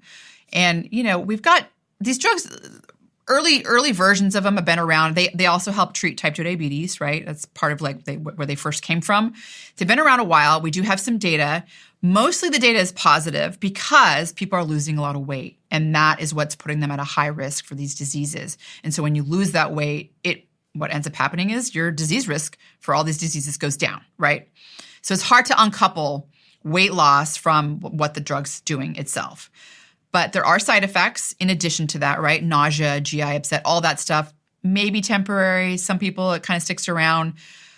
Some other effects I think that that people are a little more concerned about are the muscle loss and bone loss. That's a big one. And that is probably something coming from just rapid weight loss and not eating enough food and not resistance training. So when you're largely fasting throughout the day, if you're not getting enough protein, then your muscle's not going to have amino acids to help, basically keep growing, and not only keep growing, not use its own amino acid reserve for making protein, right? So you break down muscle. In fact, there's weight loss studies showing that in any weight loss diet, if you're not eating enough protein and you're not resistance training, up to 40% of your weight can come from muscle weight loss that you're losing. I should say lean mass, including muscle. So that's a little different. But it's a big percent, right? And so you're talking about losing a lot of muscle as well. And that is something that happens with these drugs. If people are training, it really helps. If they're resistance training, it's really helping because that's a signal to your muscle to grow muscle. It's a mechanical force that helps you grow muscle, right? That's something to consider. Bone loss is another one. You can also lose bone from rapid weight loss. I don't know if there's an independent GLP-1 receptors that are on bone doing something directly there. Yet to be uncovered, I think. We don't really know why bone loss occurs. It's thought maybe it's just the weight loss, but like I said, maybe there's something that we don't understand yet. Kidney cancer is another one. It seems like there's an increased signal for kidney cancer. Don't know why that is. Needs to be studied. There's a black box warning on them for thyroid cancer increase. That's never really been shown in human studies. It all comes from animal data, but it's there nonetheless, something to consider. And it's very early. So I feel like we're going to have a conversation in 5 years' time when there's more understood about these compounds. Well, the thing that worries me is that, okay, you have the person who's 300 pounds and they have to get down. Like that's really unhealthy, right? That can really be a game changer for them. But now what we're seeing is Hollywood. We're seeing just your average moms. They're like, I want to lose 10 pounds, but I want it to be easy, right? They're 10 or 15 pounds, whatever. And they're going to these GLP-1s. And the question is, I don't know that we have data showing it's actually beneficial in that population because they're already pretty lean and they're just wanting to look a little bit better. And we don't really know. We don't really know if it's beneficial. We know that losing weight's beneficial for sure, and that's what these drugs are doing. You're losing a lot of weight rapidly. The other thing is gallstones. You're getting the increased risk of gallstones, right? Some people's gallbladder has to be removed. What about anorexia and stuff like that? Because I've got a couple of friends who are on the pen, and they have dropped weight at a speed that has blown my mind. And part of me is going, stop here. I'm thinking, gosh, does this just keep going down and down and down and down and down? I don't think it keeps going down and down and down and down generally. I think you kind of stay. You hit a certain point and stay. If the dose remains the same. If the dose remains the same. And I think that people that are already kind of at a certain healthy weight should taper down the dose too, right? And that's also been shown to help, at least with weight regain too. If you want to stop and get off it, you have a better chance of success if you taper down the dose and don't just full stop, get off of it. It seems like tapering down helps people at least slow the weight regain where it's not happening all of a sudden. Your body kind of adjusts. But I also want to mention, there are other ways that you can lose weight, right? Intermittent fasting. Intermittent fasting is, so on the lowest dose of some of these drugs, like Ozempic, for example, if you're on the lowest dose, you can achieve a similar amount of weight loss from intermittent fasting as you do from that. And it's not, if it's 5 to 10% body weight, not huge amount, but, for people that don't need to lose a huge amount, that's a good way to do it because you're going to get the metabolic switch. You're going to get the ketosis. You're not going to have to worry about the side effects. You don't have to worry about regaining the weight because guess what? You're going to adapt. Your body adapts. You get used to the fasting. It becomes easier. So I think that, it depends on the population that we're talking about here. Do I have concerns? Yes, I do. I have concerns, but do I also think some of these people that are obese and will never lose that weight, are they getting a benefit from these drugs? Absolutely, I think they are. But it all comes down to the population who's using them. And right now, it's become so popular in everyone. And there's so many people I don't think need to use it to lose their 10 pounds. It's ridiculous. People take the path of least resistance, though, don't they? And it appears to be the path of least resistance for many. So we shall see, I guess. Rhonda, we have a closing tradition where the last guest leaves a question for the next, not knowing who they're leaving it for. And the question left for you, I think, is a great one. It is, what is a purchase that you made that is less than $100 that improved your quality of life the most? That was probably, I have two. I would say the omega-3 index test. That is measuring your omega-3 fatty acid levels. And you can get that at home? Or? You can order it online and get it at home. And you do like a little spot of blood. It's like a finger prick blood spot.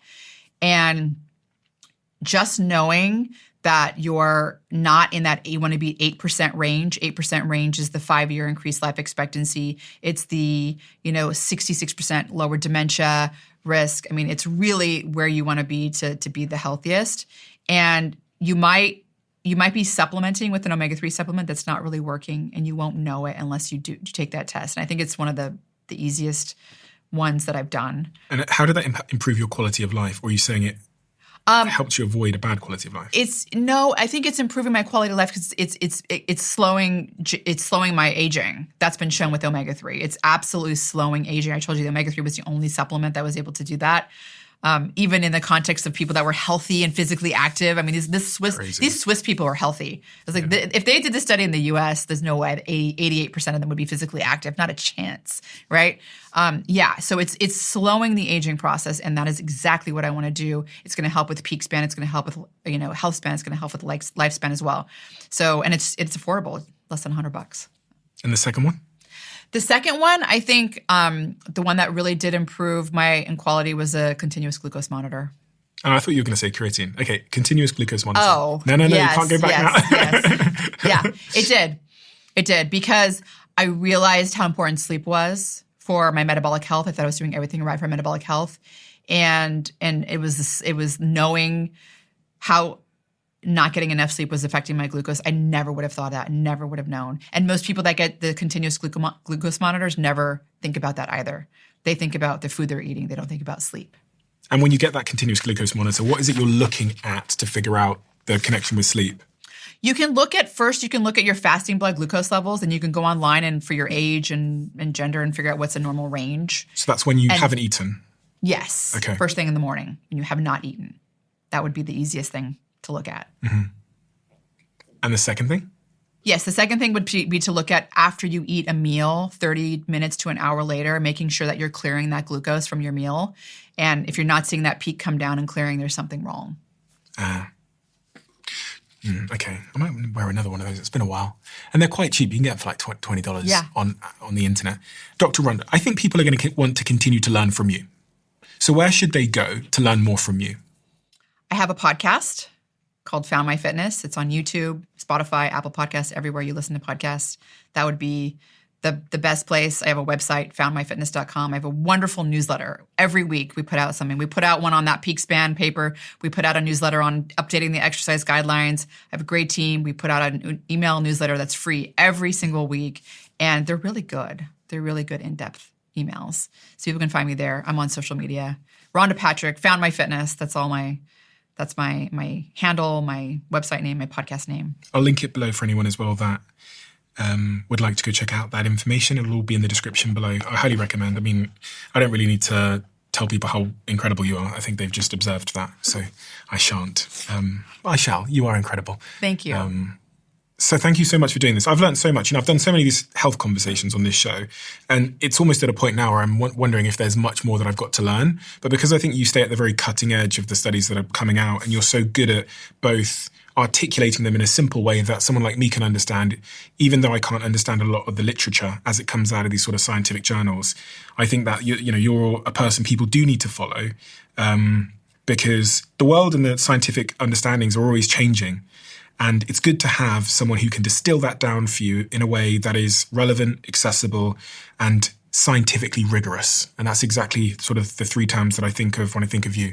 So please do continue to do the work you're doing, because it's teaching me so much. And by way of that, it's meaning that I can live a happier, healthier life. And I appreciate you for that, Rhonda. I really appreciate that. Thank you so much, Stephen. I love coming and having discussions with you. They're fun. Thank you.